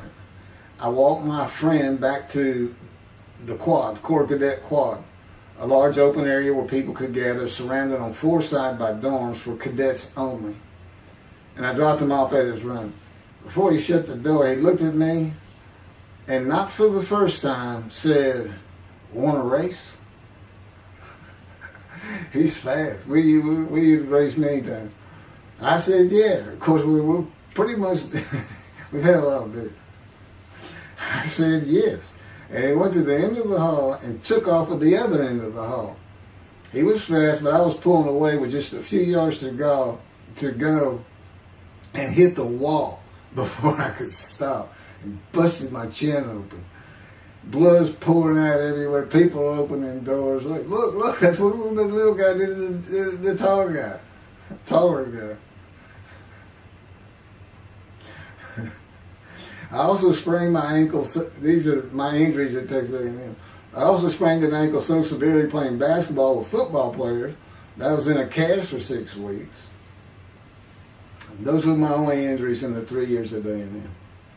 It was the gunshot that changed me and everything in my life. I married Denise when I graduated from A&M in '79, just 3 years after graduating high school. I went through it 3 straight years because I had those hours from the first summer. I just went ahead and went the next summer too. And I got out, and the average for most A&M students is 5 years. But I went through in 3. And of course that meant I never dropped a class, which also meant I had a low GPA, grade point average. And I didn't realize how important that was for admission to law school. I was denied admission from every school across the nation I thought I could get into. I did not know how my dad knew about South Texas College of Law in downtown Houston, but he made some inquiries and found out the dean was a graduate of Texas A&M. And we're known for helping each other. We set up an appointment with the dean. I told him of my rather intense home life and wayward ways, and that the A&M had given me a chance to prove myself as a capable student. You know, he hemmed and hawed, looked around the ceiling, gave me the same opportunity A&M had. 4 summer classes, D average, no fails. I did it. I was terrible at chemistry and math, but it turns out I have good reading and comprehension. It's probably from reading all those science fiction books in school. I graduated in '82, and I did great on the bar examination. Keithmccartymcca, attorney at law. Who would have believed it? Which reminds me of verse 1 of Isaiah 53. Who can believe what we have heard? That's what any of my friends would say about me getting out of law school. Much less what's happening today. You go find somebody that knew me in high school, they say, who? Oh, that can't be true. Get out of here. I know him. Forget about it. Chapter 5. 27-year headache. I'm going to pick up with that on another video. And then that'll be it. Some general comments. 5 and 6. I'm not sure what 6 is. Yeah, 27-year headache. I'll go ahead and mention God in one of these accidents. And I won't say anything about the dog who took a hard left between my legs, just about severed my knee, my leg at the knee. I won't mention that. Or hitting the big Swede on the track. Unbeknownst to me, my arm just took off. I wouldn't have hit him with my right arm. The things he has shown me. And getting gut shot. Yeah, I think I would have figured out, you probably shouldn't be hanging out with this fella anymore if you're going to be talking to his ex-girlfriend in front of him. Little things like that, he controls my perception. Little things like that in my life to make sure I am the man of Isaiah 53. If anybody thinks I'm going to back off saying that, they're wrong. I have been through too much. My whole life is dedicated to this time, the day of the Lord. As a matter of fact, what about my day? I started, what about my day? Well, he said, well, first of all, God's speaking with you and living with you. Most people say that's pretty good. I said, yeah. But anyway, here's something he's promised me that he lets me check out all the time. And I'm going to put on the screen.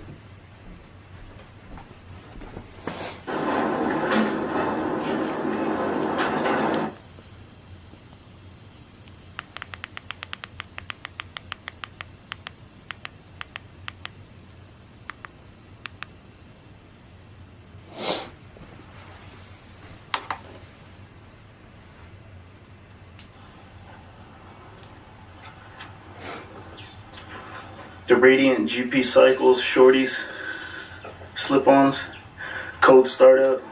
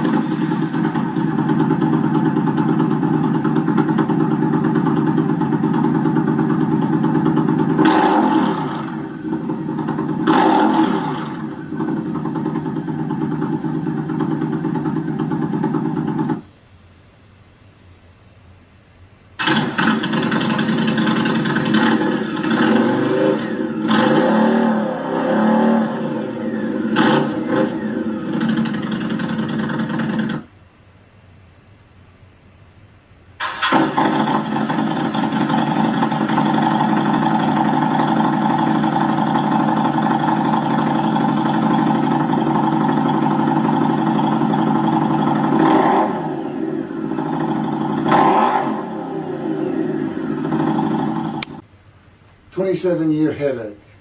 Chapter 5 of the life of God's righteous servant of Isaiah 53. The same year I graduated from law school in 1982, my son Justin was born. In 1985, my daughter Brooke was born. And in 1988, my youngest child and daughter, Laura, was born. I was making good money, though I expected a lot more, in my first job with a law firm that specialized in collections. I also tried my first civil case, which, while working there, which was a nerve-wracking event, first trial. The first day I entered the courtroom, the judge asked me if I was a law clerk. I had a very youthful appearance, though I was 28 years old, not 20, common age for a law clerk. My youthful appearance in junior high school and high school with my long, wavy blonde hair, I usually kept in a ponytail, had way too many people tell me I looked like a girl. It is interesting though, at least to me, not one person in my entire life has ever said anything about my disfigured arm. I must have looked like a girl who would beat on you if you did it. When I got mad, there was no hiding it. You could see it in my face and hear it in my words. When I was 28, Brooke was born. I tried my first civil case, and the bane of my existence on earth began. A never-ending headache that I generally thought to be associated with post-traumatic stress disorder. I had terrible nightmares from my youth, but now I seem to have begun grinding my teeth, causing the temporal mandibular joint, TMJ, to ache terribly during the day, and the whole side of my head, the muscular, I don't know what you call it, but underneath the skin of the skull was always real tight, a tightening of the muscles. It was difficult to even talk to people at some points. For 27 years I had that headache. I tried everything. Even surgery on the TMJ, and another surgery where the doctor severed my upper jaw and then trisected it from my skull and spaced it to fit my lower jaw. All to no avail. I could not stop the nightmares and the grinding of my teeth. Mouth guards helped my teeth, but the pressure was still there. I literally feared going to sleep. I didn't want to wake up the next day sometimes because I knew how bad the pain would be there again. It completely ended my dream of being a trial lawyer.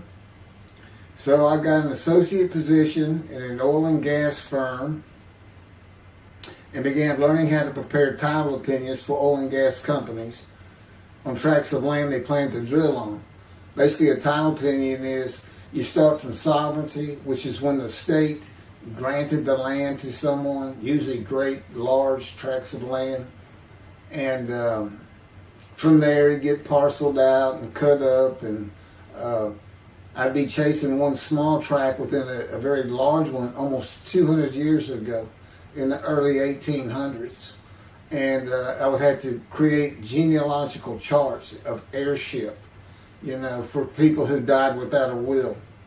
And I had to know who the family members were. And I got very good at it. And I really enjoyed it.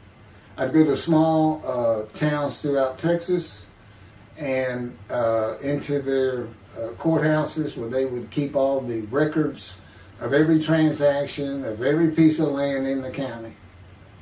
But anyway, there's an awful lot to it. I do go into it in some detail in the book, but I'm not going to for this video.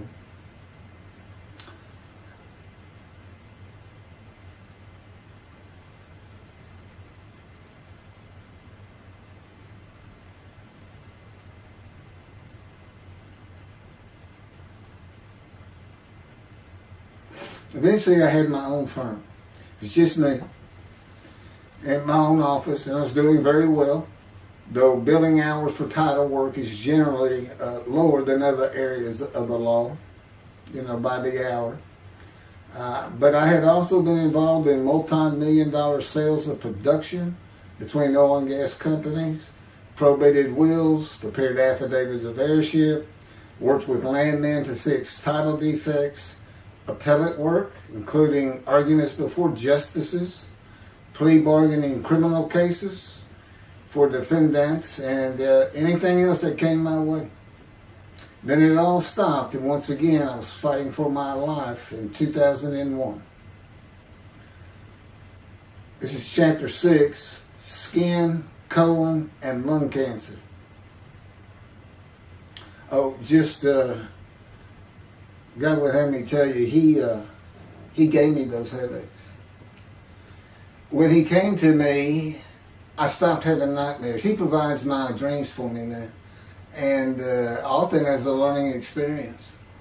But the grinding of the teeth, everything stopped, and I thought it was just because I wasn't having nightmares, and took away any symptoms of PTSD, for which I was receiving money from an insurance company for disability, partial disability. And that went on for about 7 years. Then one day we're out walking, year 7 of 13, and I had that headache. It just came, and I just stopped. And I said, "You got to be kidding. You did not give me those headaches." He said, "Yes, I did. It's necessary. You are considered the suffering servant of Isaiah 53. You had to suffer your entire life until you're suitable for my purpose," and that includes fitting every verse of Isaiah 53. At that time, I had finally read it, 7 years into all this. It was about year 2, I think. But yeah, he did. And, I ended up taking painkillers left and right and drinking with it, as so many people do. I was able to maintain, my life, my work, and everything, but it was enough to put the strain on my marriage that I pretty much blamed myself for it. And I told him I did it. That's the only time I got hot. Disfiguring me, gut shot, those things, they didn't bother me. But I said, you hurt my children terribly with that.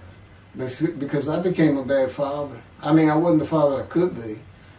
I mean, they love me and I love them. We don't have any serious risks. They're off living their lives and they're all doing great.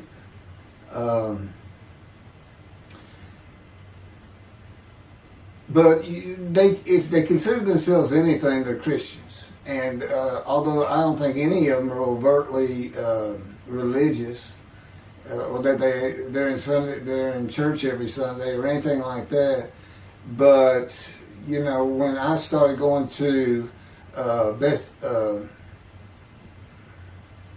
conservative synagogue here in town, and I told them I was converting to be Jewish, they're pretty much just saying I would be a Jew, I guess. I'm not sure that I didn't believe in Jesus. It was probably more of it, God says. But really haven't talked to them much at all in 7 or 8 years. But anyway, so God gave me the headaches just to make sure.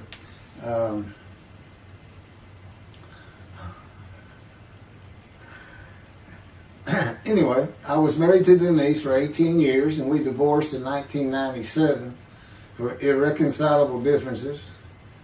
We agreed that she maintain custody of the children. The first to leave was Justin, and he came and lived with me.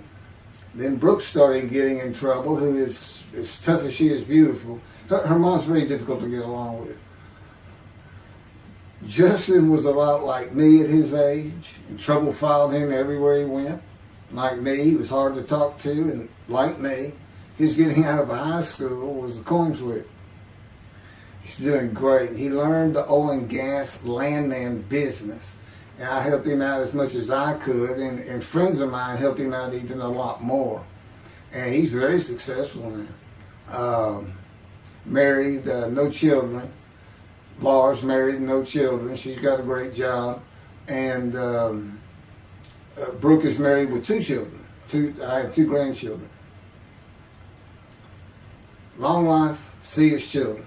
You'll see what I'm talking about, long life, when I get to the lung cancer that God chose to crush me with. Something had to be done, and to make matters worse, Denise had met a man and they were going to get married. But he didn't want Brooke to be part of their new family, or Justin for that matter. He wasn't going to go stay with them anyway. Now, I had 2 of the children and she had 1, but all still in her custody according to the divorce decree. So anyway, I stopped paying child support on those 2, but had not gotten around to the proper revision of the divorce decree when I took Justin and Brooke with me to live on the Big Island, Hawaii. Laura came with us to visit for a month. This oversight on my part resulted in Denise and now her 3rd husband filing papers in divorce court for past child support for all 3 children, for the time I had begun paying her 1/3 of the original amount. I represented myself. I had won contempt of court and was locked up for a day, but I never had to pay that money. By verbal agreement, I sent Laura back exactly 1 month later. I could not leave her out, and I wanted her to see where her brother and sister would be living. They were all so close and protective of each other, and still are to this day. And she was so sad. One of the hardest and emotionally painful things I have ever done was put her on the plane back to Houston. I can't think of anything else. The backdrop to moving to Hawaii was my firm was in dire need of new work. But the oil and gas industry was down. It's always up and down. And my clients were not drilling. A landman I knew called and said his sister in Hawaii, a brilliant eye doctor, but not a good businesswoman, needed help resolving creditor issues stemming from her new offices and equipment purchases. I told him it was a good time for me, as things were slow, and who's going to turn down a free expense trip to the Big Island, Hawaii? So I went and took care of everything without charge, but of course everything was paid for. When I came back to live in Hawaii, at the urging of the doctor that I had helped, who did not like the look of an abrasion on my chest, and it had been there for years, I was examined by a friend of hers, and it was cancer. I don't remember what the doctor called it. He removed it in surgery with a 6-inch diameter circular cut, and it was not malignant. I could practice in just about any area of the law, and all I had to do was pass the Hawaii bar exam, one of the toughest in the nation. While studying for the bar, my body, all at once, in a moment, told me something bad was wrong with me. I had been running, swimming, riding my bike everywhere I went, letting Justin have the car, and had been feeling good and strong. In a moment's time, I was weak and sick while grocery shopping, and there was a pain in my belly and my abdomen. I did not know it, but a large tumor in my colon had burst through my colon, and I was bleeding internally. I did not go to a doctor, which I guess is my nature. That, and I did not have medical insurance. Anyone asking anyone for help unless things were at a critical stage, such as a bullet wound, was something I couldn't do. There's all kinds of personality disorders. I thought surely it would pass, and decided to just give it time and bear up to the abdominal and belly pain. I continued studying and took the Hawaii bar on Oahu in Honolulu in the summer of 2001. I had lived in pain for so many years from my headache, and passing the bar was so important. I just kept going day by day. Pain was getting worse, and but I kept exercising. It was the only time I didn't focus on the pain. I had always been a fast healer, and I thought in any day it would just go away. I finally could no longer take it. Brooke, it turns out, was in Houston visiting with her mom, and I left Justin at our little, we called it the Little Green Shack. There wasn't much to it. We weren't there very often, really, except to sleep, and went to Houston to find a doctor for diagnosis, staying at my parents' townhome, which is where I'm at now. I had allowed my major medical insurance to lapse using premiums for child support when things had gotten lean. I just needed someone to tell me what was wrong. I would find a way to take care of whatever the diagnosis was. Early September, I was close to dying, lying on the floor of a dingy apartment of a friend who traveled for work. I could no longer get up to even try and get medical help. And I had not told anyone how bad it had become. Then the planes hit New York. Seeing how grief-stricken so many relatives were on the news, I began to think for the first time how awful my children would feel when they found out how and where I died all alone. So I asked my father, again, it's hard for me to ask people for things, for the money to pay for a colon examination that had been suggested by a doctor at one of those clinics you find in a strip mall, the only places I could afford. The doctor who performed the colonoscopy finally found what was making me so ill and unable to eat.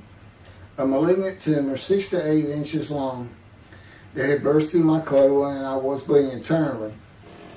You know, I come out of anesthesia, partial anesthesia, and he's holding this picture, and there's this great big purple blob, and he says, I couldn't get the scope past this. It's not a good way to wake up. To say it crushed me in my life is an understatement. The pain, the weight loss, inability to eat, all I could do was drink calorie drinks. Began about 4 months before the colon examination. That was 4 months of sheer pain. But as it turns out, I did pass the Hawaii bar exam. It was now early October 2001. The doctor told me, look, you don't have insurance. Go to Bentop Hospital. That's the hospital I went to when I got gunshot. I prefer gut shot. Sounds better. Yes, man. And he gave me the pictures from the procedure showing what he could not get the scope past. Just shaking his head and saying, you should have come in much earlier. So I went to Bentop thinking I was here in 75 on October 5, dying. But I did survive, and here I am again on the first week of October 2001. I showed the pictures to the admitting nurse.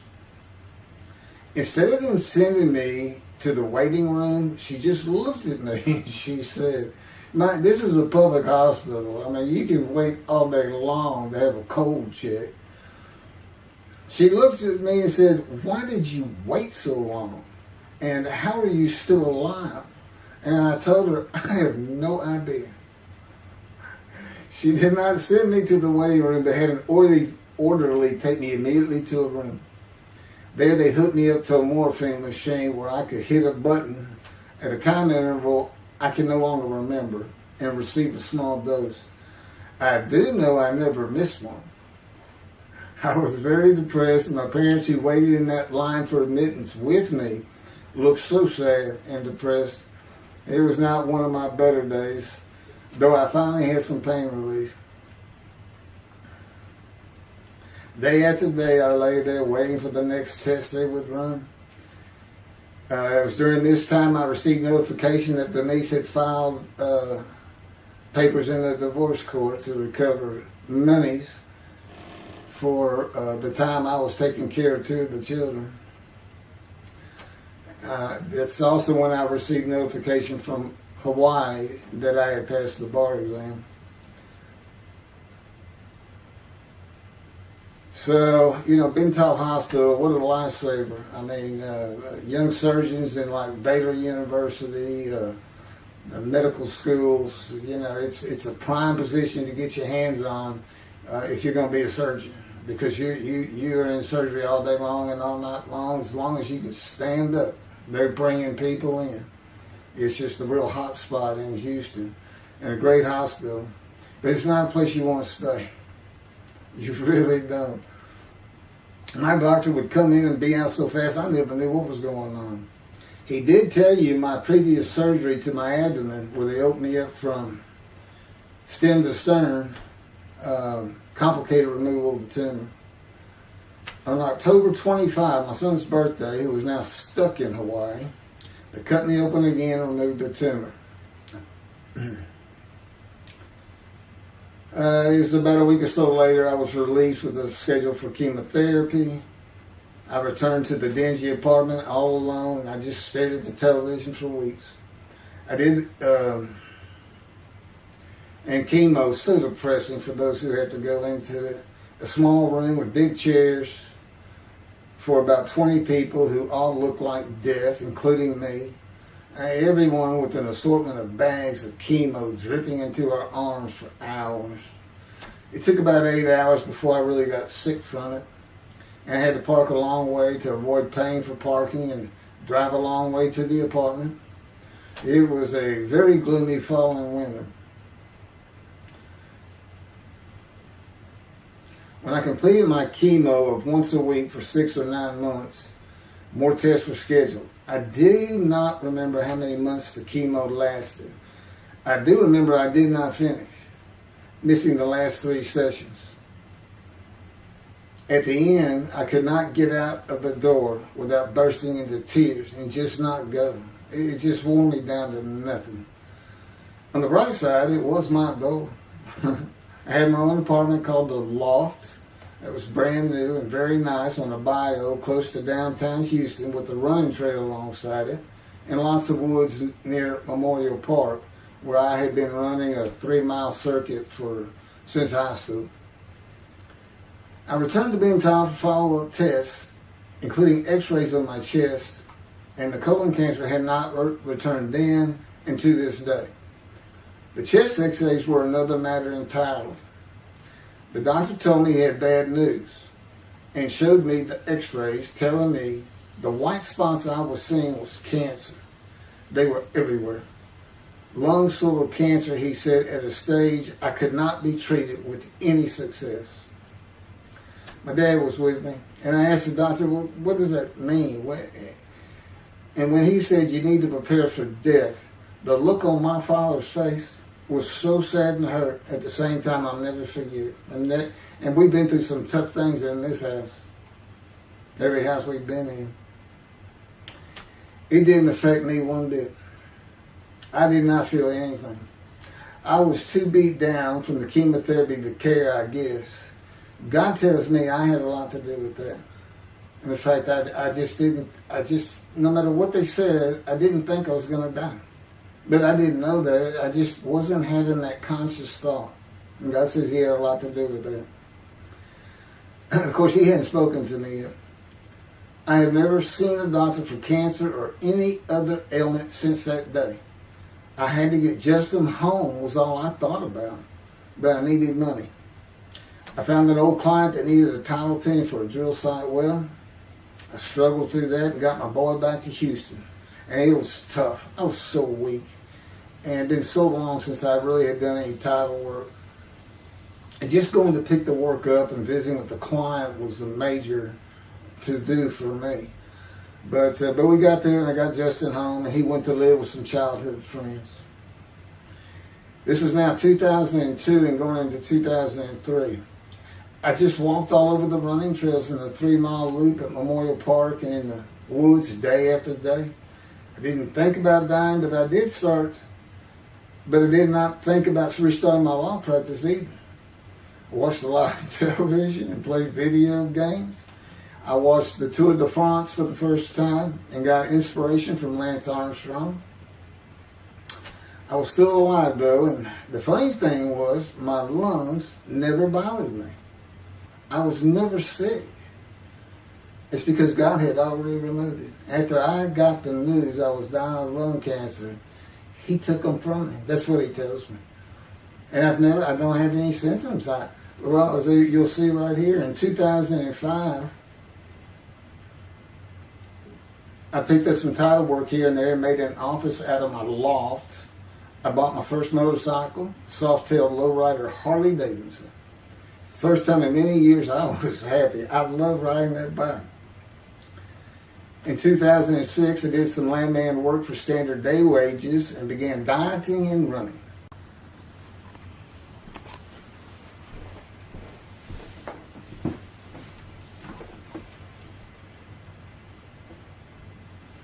Once again, my camera only goes for 29 minutes and 59 seconds, and I'm gonna back up just a little bit.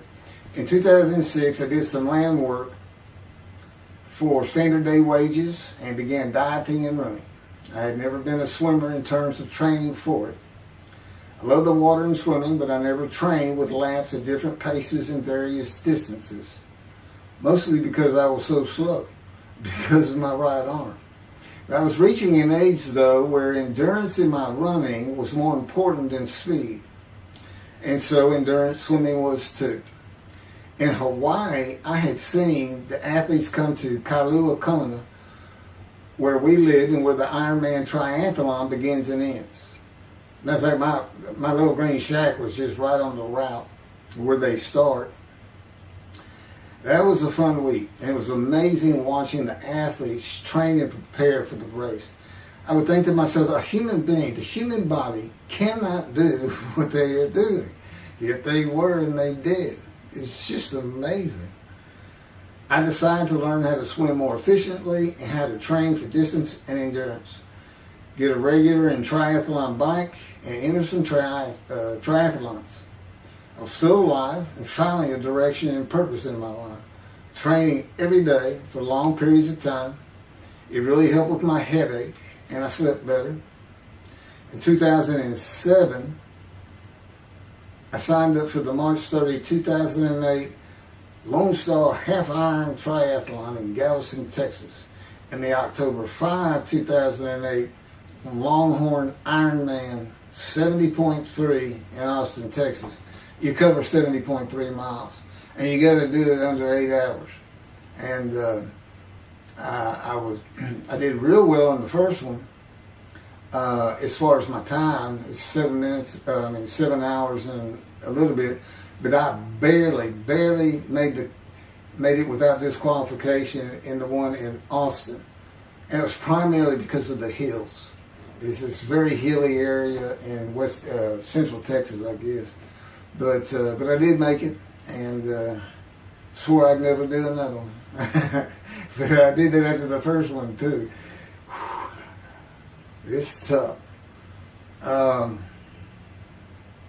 My insurance was still paying for my inability to work, primarily based on the headache and a diagnosis of PTSD.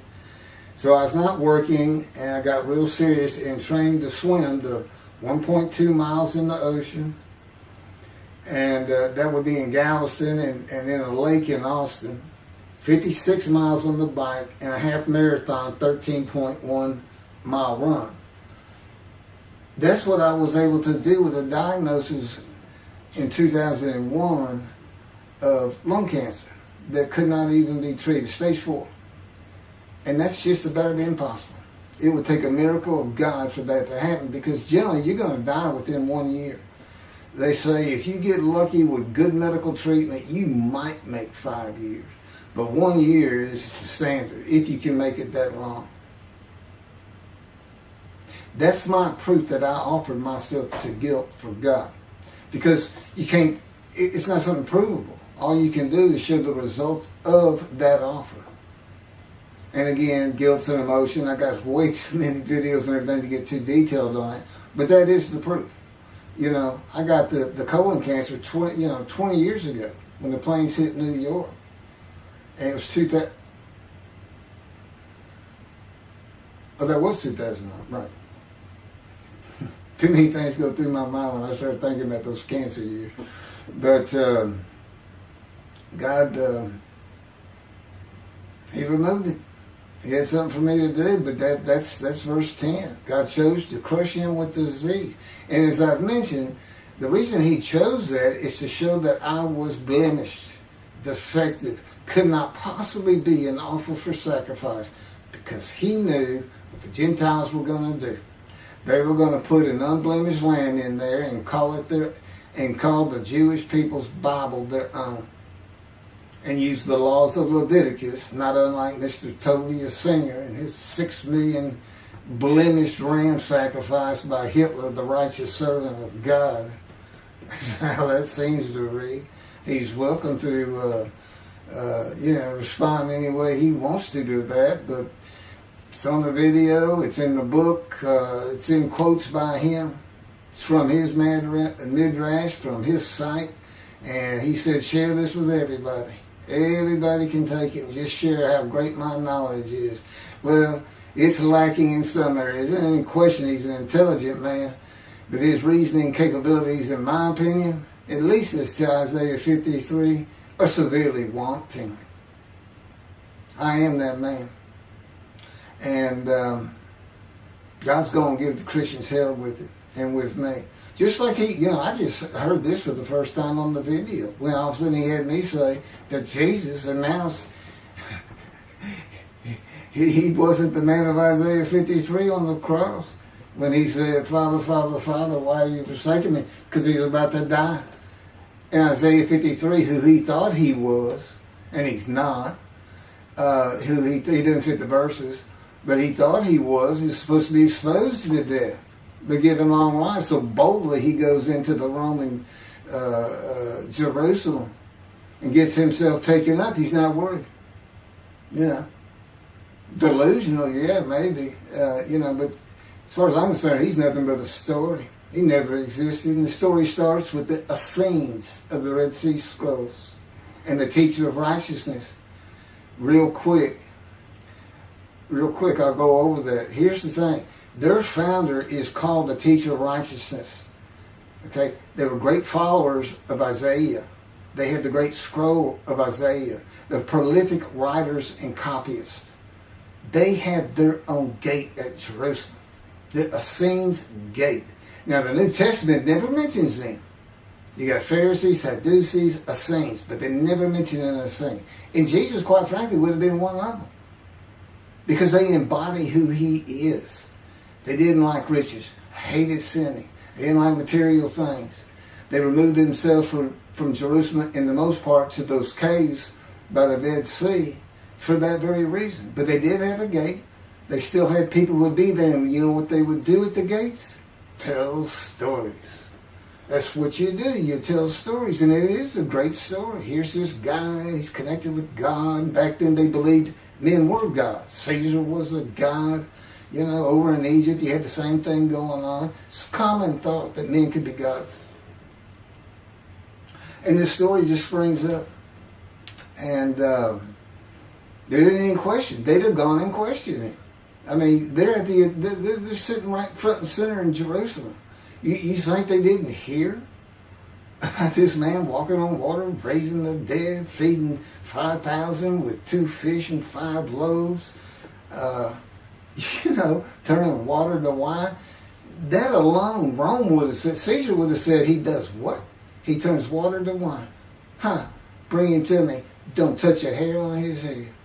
You don't kill the man who turns water to wine. You send him out with your armies. Make your men happy. It's there's so many ridiculous aspects to it. Most particularly, God performed a human sacrifice for the sinning Gentiles. He's left the sinning Jews for the sinning Gentiles. But he gives them an out, these Gentiles, not his chosen. He gives them an out. I know, I'm going to kill my son for you, so that you'll be forgiven of violating my commandments and laws. If anybody knows God, and the Jews do, and I know him like nobody's business, that's not him. That's not him. I mean, he told the Jews, I'm never going to leave you, but I will punish you. Now, that's him. That's him. And he'll put you through hell just to make you a better person, a better people. And he has no plans of changing that. He's not going to change the minds and the thinking of billions of people to make them love the Jew. He's just not going to do it. And the practicality is, he didn't create man for him to even be able to do that. Now, he could have created humanity where he could do that. He could change the mind of everybody at the same time. But I'll tell you on this, he's been working on my mind for 13 years. It is one brutal cock-bunk. It's a very one-on-one affair. Now, he says, now, I could just kill everybody. I mean, that's easy enough. That's easy. I could just kill everyone. But he said, that's not, it's all about this. You got to know how to read the Bible. It's written for antiquity first, in the Dark Ages, and then the Age of Enlightenment. I mean, basically, he's saying you've got to go back over it. You've got to check these guys.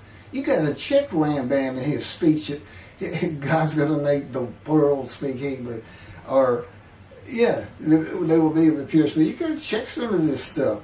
And I read Rashi's. I went through his Isaiah 53 Midrash, and all I can say is very unimpressed. I've seen what he has to say in Malachi. He didn't pick up on any of this. He didn't know what the angel of the Lord is, the angel of the covenant that you desire.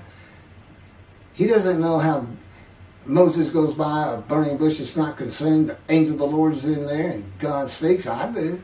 To me, it's just like, well, you just get some basic concepts, and all of a sudden, and quite frankly, it'll open up the scripture to the Jews.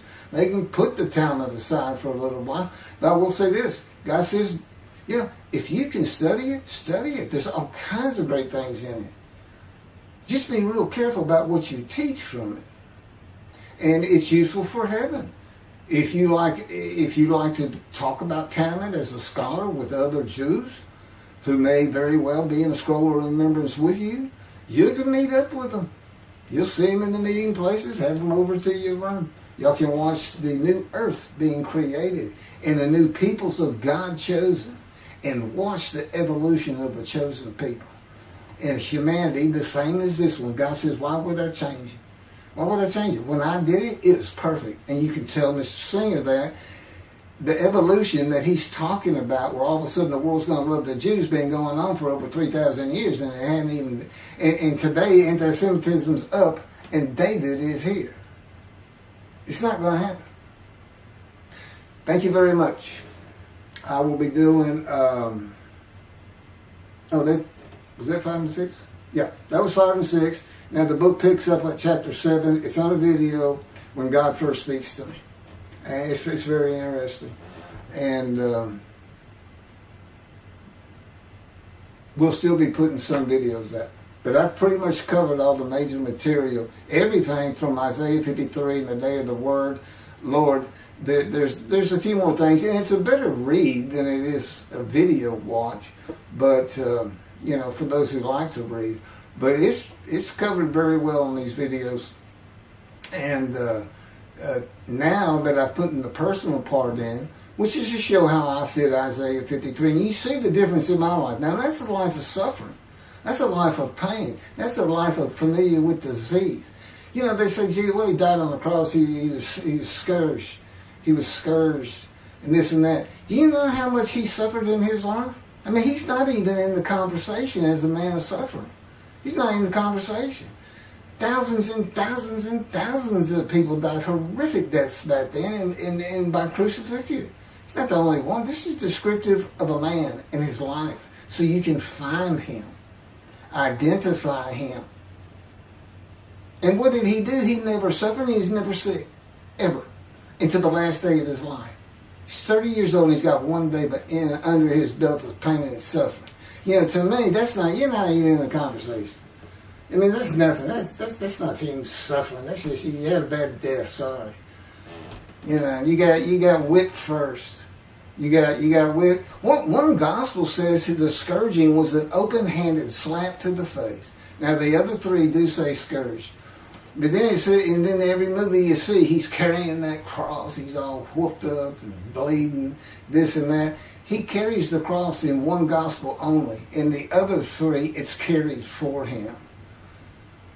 And then he's on the cross, and what does he do? Father, Father, why have you forsaken me?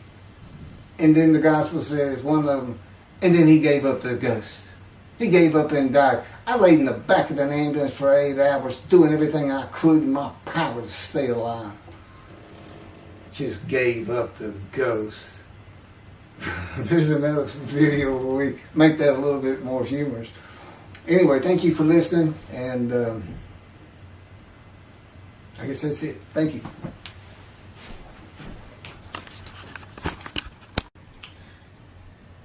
This is a video that leads into a brand new,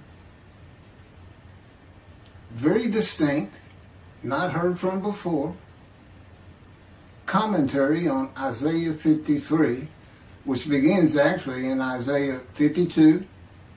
Is comprised of 7 videos I have put together in the last month or so, and I'm just putting them all together with a lead-in video explaining these things and why it's so new, novel, and has such a different view of the scripture from that which Judaism teaches regarding a Messianic era when David comes, the descendant of David. They often refer to him as King Moshiach. Moshiach means the anointed one. And you'll get the idea from the title of this video real quick. God speaks to an atheist. And it began like this. The doctors who gave me 1 month to live from lung cancer in 2002 that developed from my colon cancer metastasizing would have been surprised that I was still alive, to say the least. I had stopped thinking about the lung cancer years before. The white spots in the x-rays that filled my lungs, like the stars in the night, did not inhibit my breathing or slow me down in any way. At this point in time, I'm training for my first triathlon. And I didn't start small. I did a half Ironman. It's 1.2 miles swimming in an ocean, 55-mile bike ride, and half marathon, 13 miles. They call it the 90.3. One Saturday in the fall of 2007, I was cooking lunch in my small kitchen, post-divorce, and at the stove, when God said, from just a little behind me, as though somebody was speaking to me right here, and above my right shoulder, which is disfigured, wash your hands. I turned around to the sink, washed my hands, and turned back to the stove. Now understand, I've been an atheist for 50 years. I mean, I completely denied the existence of God. And then from right here, a small, quiet voice, like an account they had with Elijah at the cave, said, wash your hands. And I simply turned around, washed my hands, and went back to the stove. I didn't say a word to him. I didn't even keep thinking about it. I just did it. That was it. It was as though he had always been there. Just as to Adam. That's what I liken it to. And he dictated this to me. This is from my book, the book of my life that God dictated to me. It's called The Righteous Servant of God of Isaiah 53. No, the life of God's righteous servant of Isaiah 53. And he put it together. And he did it because he actually came to me, as Jeremiah would say, in the womb, but in my first year of life, and like Ezekiel, lit and entered me. So that part of chapter 11 of Isaiah happened well over 62 years ago. That's when that happened. That's when Moshiach was here. For all these rabbis and commentators who have been saying, he's here, no, he's here. Well, he's been here. I've been here a long time. I just wasn't prepared and hadn't even heard his voice yet. But what he did, you know, with Jeremiah, he made sure he was a priestly, godly man and guided his life. With me, it was to make sure I fit every single verse of Isaiah 53 as only I can explain it, what it's for, what it all means, and live a life of suffering familiar with disease. God chose to crush him with disease that he would offer himself for guilt and receive long life to see his children. That's my proof that it happened. They told me 20 years ago, we can't treat this lung cancer. It's too advanced. You're going to die. And you're going to die real soon. You need to prepare for it. And it did crush my life. I stopped working. I just kept waiting to die.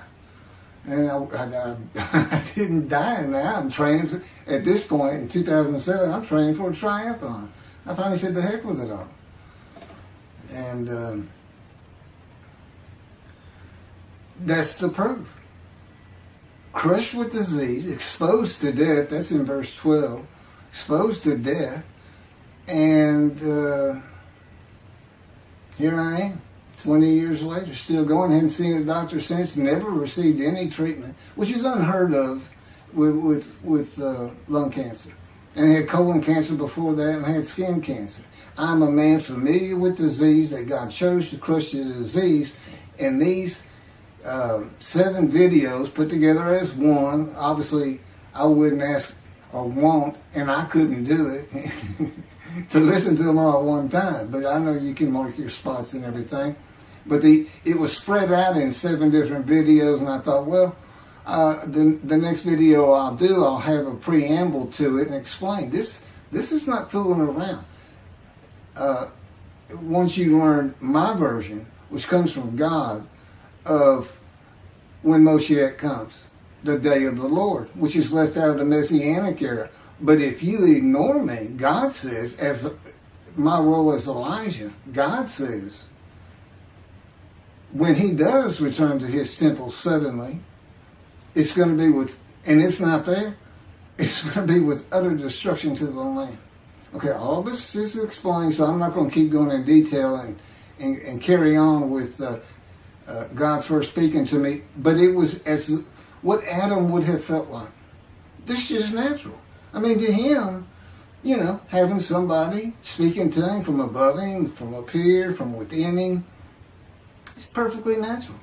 And he wouldn't be falling down in reverence and I'm not worthy and all that. It would just be, this is the person who's always talking to me and telling me what to do. The fact that he doesn't see him wouldn't probably enter into his mind. Just, you know, that's just the natural order of the world for Adam and me. Particularly today, 13 years later.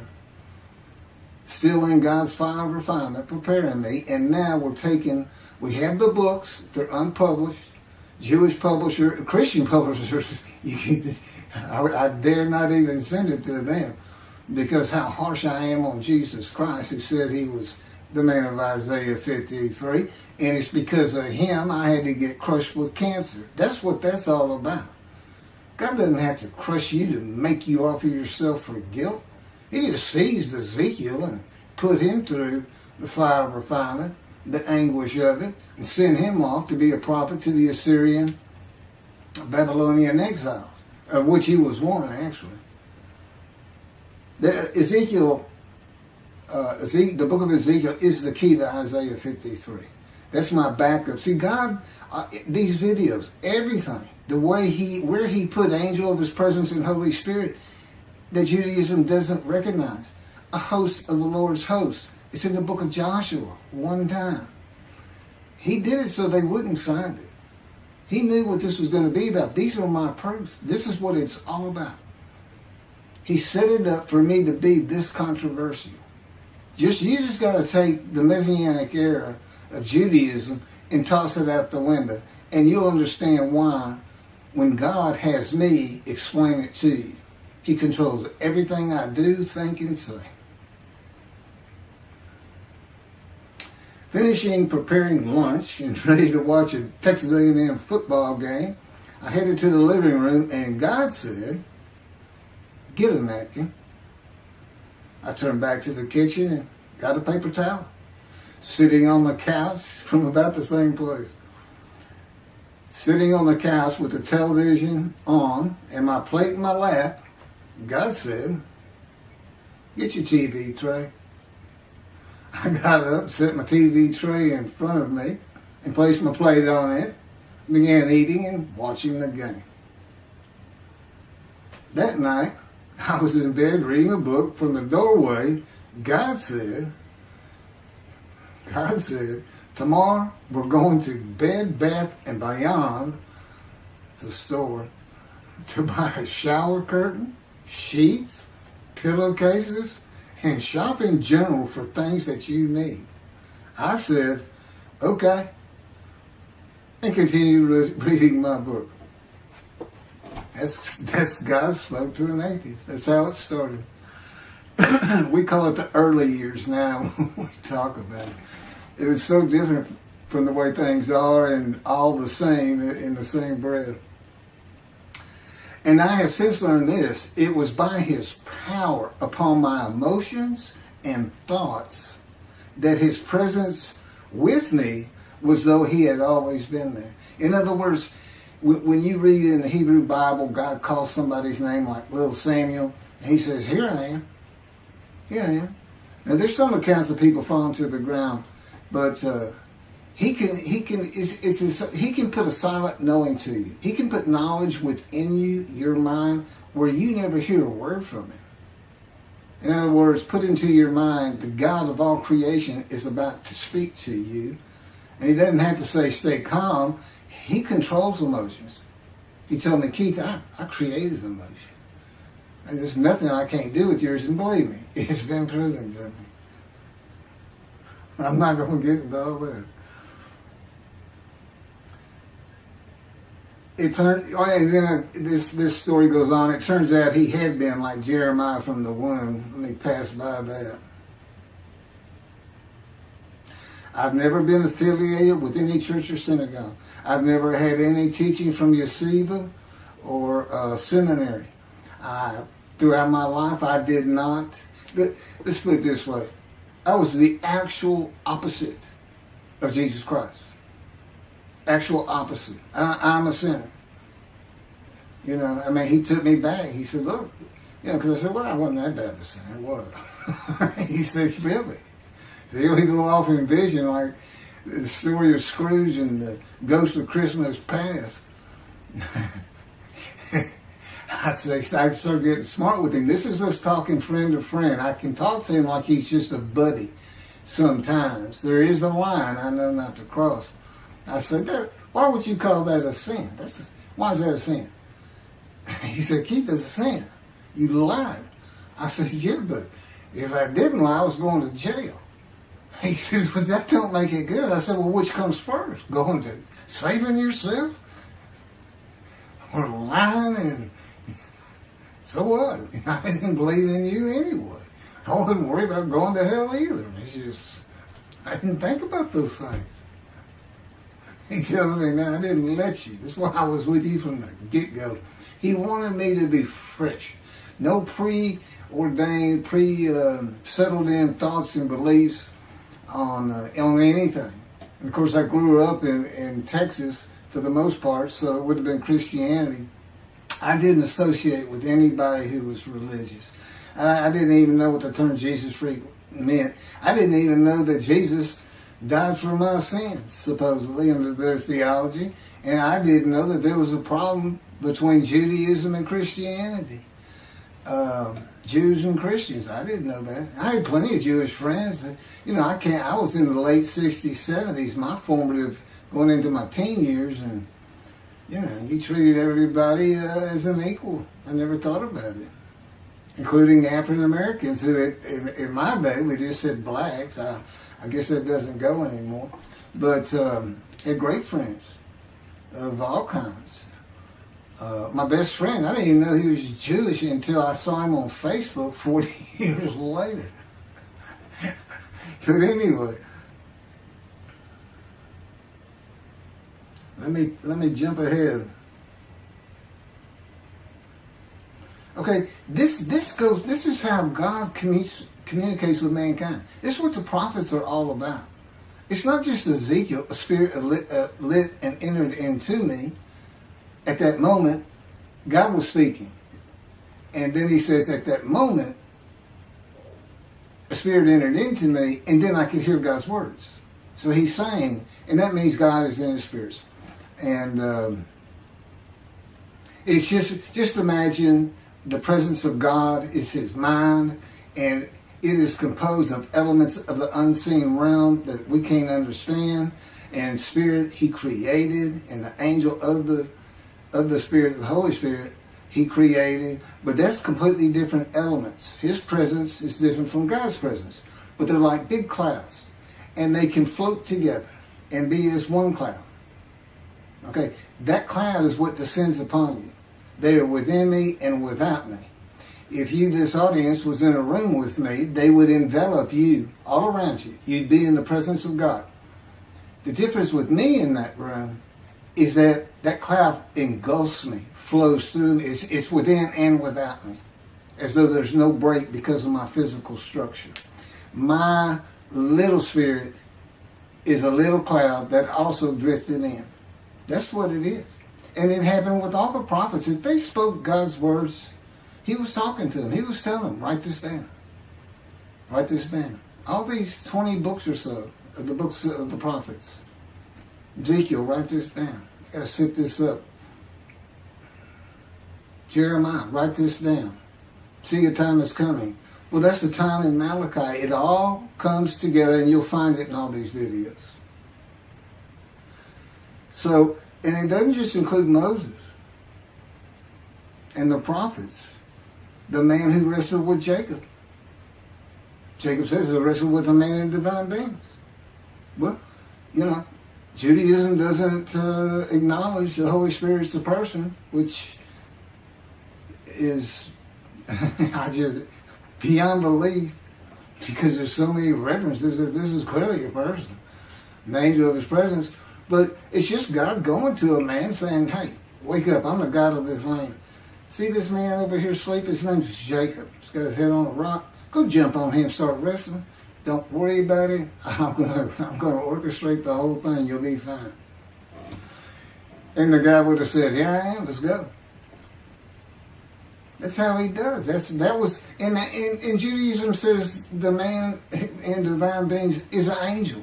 No, he's not. That'd be like saying I'm an angel. And you wouldn't want to say that. Well, you wouldn't want to say it to me before he came to me, because that thing made me mad. But I had a hell of a temper, just like Moses did and like Ezekiel did.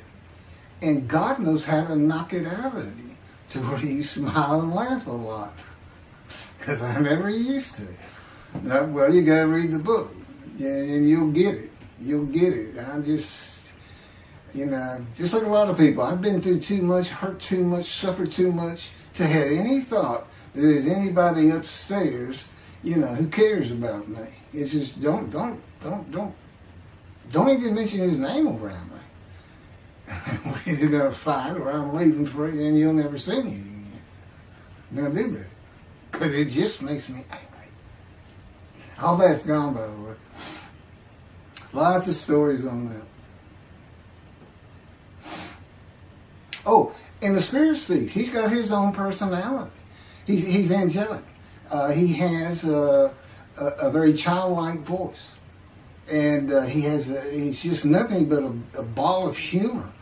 He has me say he's the greatest comedian of all times of the universe, and he's just a joy to talk to and be. And he has the smarts of God, as he tells me. But I have instant communication with him. I have instant communication with God. It's like there's three persons in my mind. This one cloud is three clouds. It's two spirits and the elements of God's mind. And slow process of 13 years. And it's 13 years of, and this is from Isaiah 53, punishment, wounding, chastisement, maltreatment, crushing, bruising. And I'm telling you, he's relentless. That's in the stories, and I have a lot more once I get to Israel, and I have full confidence God's going to get it done. That's one thing I don't worry about. 13 years, a year and a half of trying to get books published, denied by everybody who even bothered to answer me, because it's just so different. And it can only go to Jewish publishers, and it's just like, well, this isn't the stuff we believe, and it sounds like he's saying it's him, and this and that. Well, I was.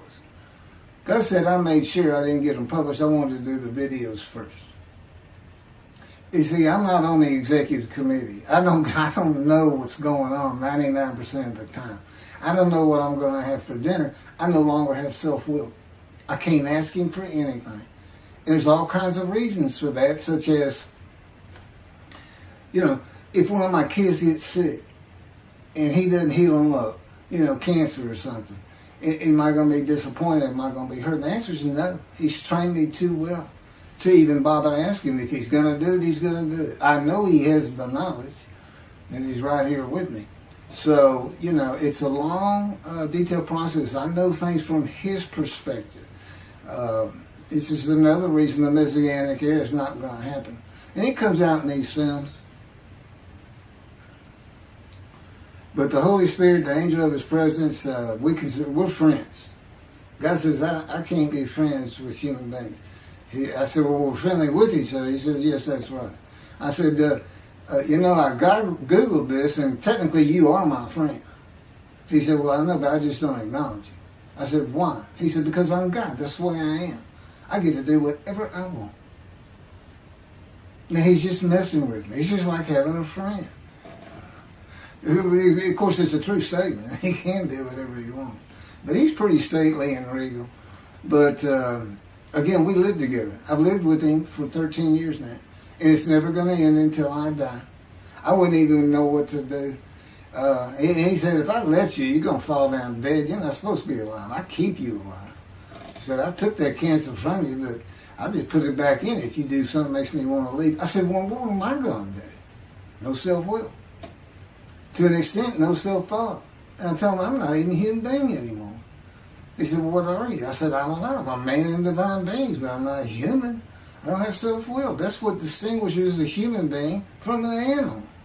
He said, but I'm being the human for you. I'm providing your self-will. So you do, in a way, have it. So you're still a human being. I said, well, I'm dead. He said, well, why are you dead? I said, because it's like my brain's not connected to my spirit anymore. It's like you're sending all the information in. And that's about heaven. I haven't lived the existence in heaven as to my thoughts, because in heaven you won't have a mind. The heaven for the Jewish people only, I might add. You won't have a mind. God's got to provide it for you. He's got to be you for you as a completely new and different creature. It's still you. It's a very amazing story on how that does. And I'm taught all these things and literally experienced them, not only in the real, but in visions. I've had more visions than, if you count every single vision in the Hebrew Bible and the New Testament, I've had easily double that. And I'm a walking visual. God's communication, and this actually shows up in the story of Moses. He won't let me tell right now. But he puts images in your mind. Instead of saying a sentence, you get something in your mind, a picture. Anyway, I call it visuals. And you can be wide awake for those. And I can be in vision wide awake. Okay, so we finished our shopping to get shower curtains and everything. And God said, let's go to the bookstore and get you a Tanakh. To which I replied, what's a Tanakh? I didn't Hebrew Bible, okay. Well, I know the Holy Bible, the New Testament and Old Testament. And on we go. I'm starting to learn for the first time. At Barnes & Noble's, we looked at all the Hebrew Bibles and purchased the Jewish Publication Society's Tanakh, the Holy Scriptures, which is a translation that began in 1956 and was published in 85. Men who spent 30 years on the Leningrad Codex, the oldest Hebrew Bible in existence. They started from scratch. I hear these rabbis and people saying, well, I know what these translations are, this and that and this. And God says, just go with the JPS. They hit it right just about every single time. I've only found one thing that I don't understand how they missed it. But it's in 53. This is the 1985 edition. That's the best translation you can get out there. And I don't just hear God speak to me. His presence is heavy. And I'm also, it says he pinned Ezekiel's arms behind his back with his cords of power. And by his cords of power, Ezekiel could not leave his house. Now, that's in Isaiah 53. He took him from the land of the living. He took him from society. The man of Isaiah 53 lives, so he's taken from society, but that doesn't, from the land of the living, that doesn't mean he died. And there's no crucifixion in 53. So you start to see how Ezekiel is so important in this, and that's where you find out about the covenants of friendship that come with God in the day of the Lord when Moshiach comes. Again, you don't hear anything about it in this Messianic era. I'll tell you this. I think the Jewish people are going to like this better. I think throwing out all that rubbish Judaism has been teaching from back in antiquity, that's where they're stuck, and see what's really going to happen with God coming back, a man in divine beings, with the capabilities of Moses, Elijah, the descendant of David. All their attributes, are in me. I can be each and every one of them, and I can be all four of them at one time. And God can speak through me. So, it's going to be fun. And he wants his temple rebuilt. That's the purpose of Isaiah 53. It says, a purpose which might prosper of God. But it doesn't tell us what the purpose is. Well, we find it in Malachi 3. I'm sending my messenger before me to clear the way for me, and I shall return to my temple suddenly. But the covenant that comes with David says, I'm going to place my sanctuary amongst you. He already knows it's not going to be there. And then we have Elijah in Malachi 3. Well, he's got a purpose that might prosper. And if it doesn't, God comes with utter destruction to the land. And again, you don't hear it with the Messianic era. Utter destruction to the land. There's 7 million Israeli Jews. How can you not read that and go, that sounds an awful lot like I'm going to raise up armies against you? How can you just ignore that? Well, anyway, we're getting it fixed up. And the purpose that might prosper, I never believed that. I think that just hooks the man of the righteous servant of God of 53. I think that puts him with, he's got the same purpose as Elijah. Elijah's supposed to bring the families back together through the laws and teachings God gave Moses, or being mindful of them. That's the new covenant. It's an amendment. It's an amendment that also has a new inclusion of sin forgiveness. Over the last 63 years, God's presence has resided in Texas, Louisiana, Florida, and Hawaii. And he is more than ready to return to his land, Israel. Because wherever I am is where his presence is, and those are all the different states I lived in over this time period. Wherever I go. And in fact, if you see me in Israel, down at the old city, or down at Tel Aviv, you can turn to your friend and say, hey, I know where God is. His friend said, really? I thought he left. Some people say he died. He said, no, you see that guy over there? He's all around that guy. And some say inside too. That's what it's going to be like. God says, when we get to Israel, we're never leaving again. I said, I wanted to see Great Britain. He said, it's like, did you just ask for something? I was like, oh. Yeah, that's good. I hope I fry if I hit the border and cross over it. I will just burn up, burst into combustible flame. But anyway, that's where he wants to be. And I'm assured he's going to get there. This purpose that might prosper, again, I think it just shows the purpose of the righteous servant and a purpose of Elijah.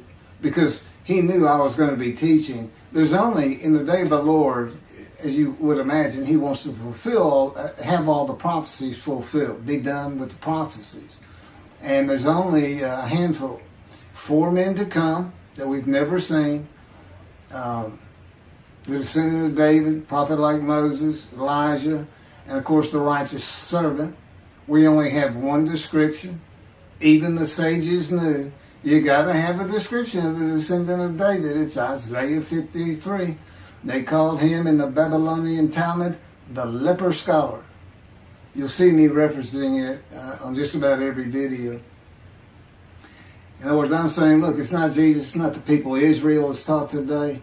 It's this guy from the Talmud that just hadn't come yet. You just didn't know, didn't have a man that fit the description. Well, you do now. And 2 covenants. The friendship covenant, which is actually in 2 parts, Ezekiel 34 and Ezekiel 37. One part of which is, I'm going to put my sanctuary amongst my people. And the other part, interesting enough, has to do with the land blooming again, which is Jeremiah 31. See, a time is coming, the land will bloom again. See, a time is coming.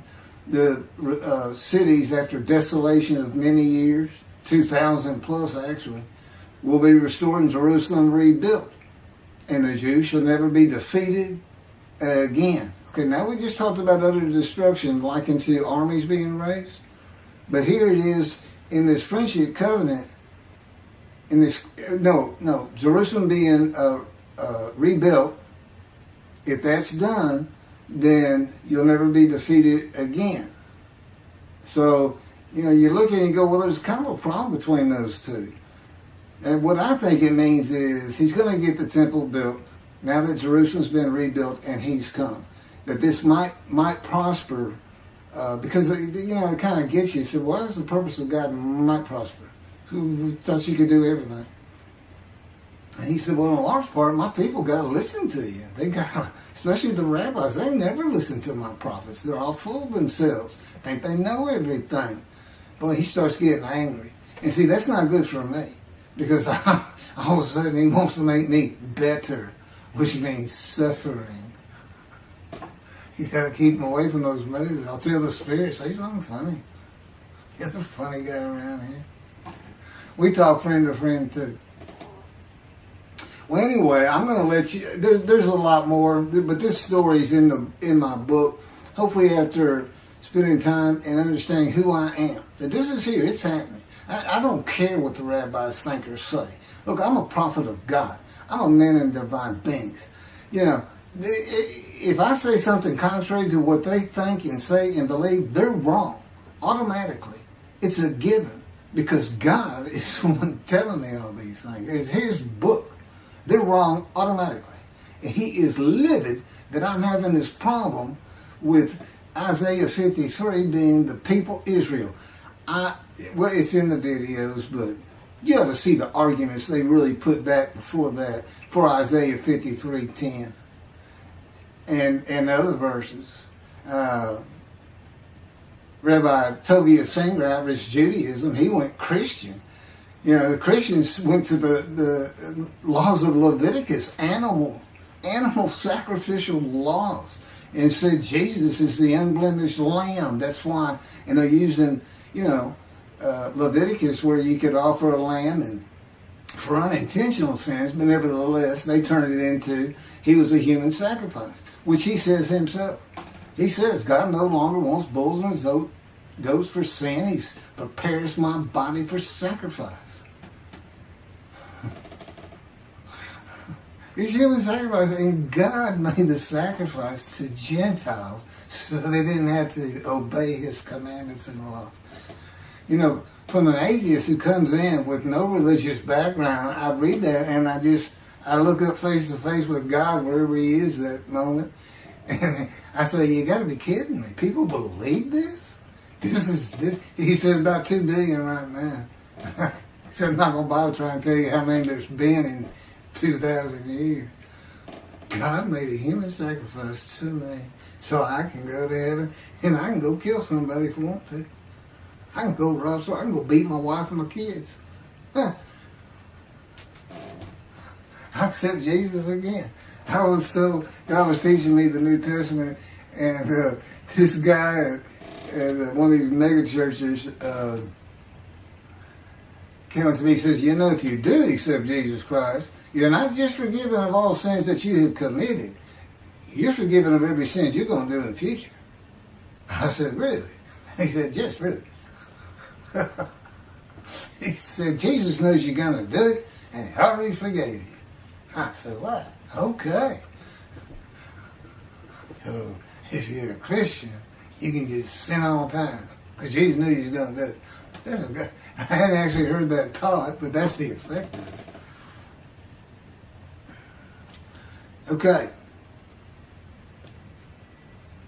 Next year in Jerusalem. Enjoy the books. Don't try to listen to the videos. Don't try to watch them all at one time. But what I did is I put them together for you in the order they should be. And I just thought it'd be easier. And we're kind of coming to the end of our videotaping for a little while, it seems like. Again, I'm not on the executive committee with God and His Spirit. I never really know what we're going to do next. And the books are at Keithmccartymcca.wordpress.com. You can find that on my YouTube channel. I guess that's about it. Thank you very much.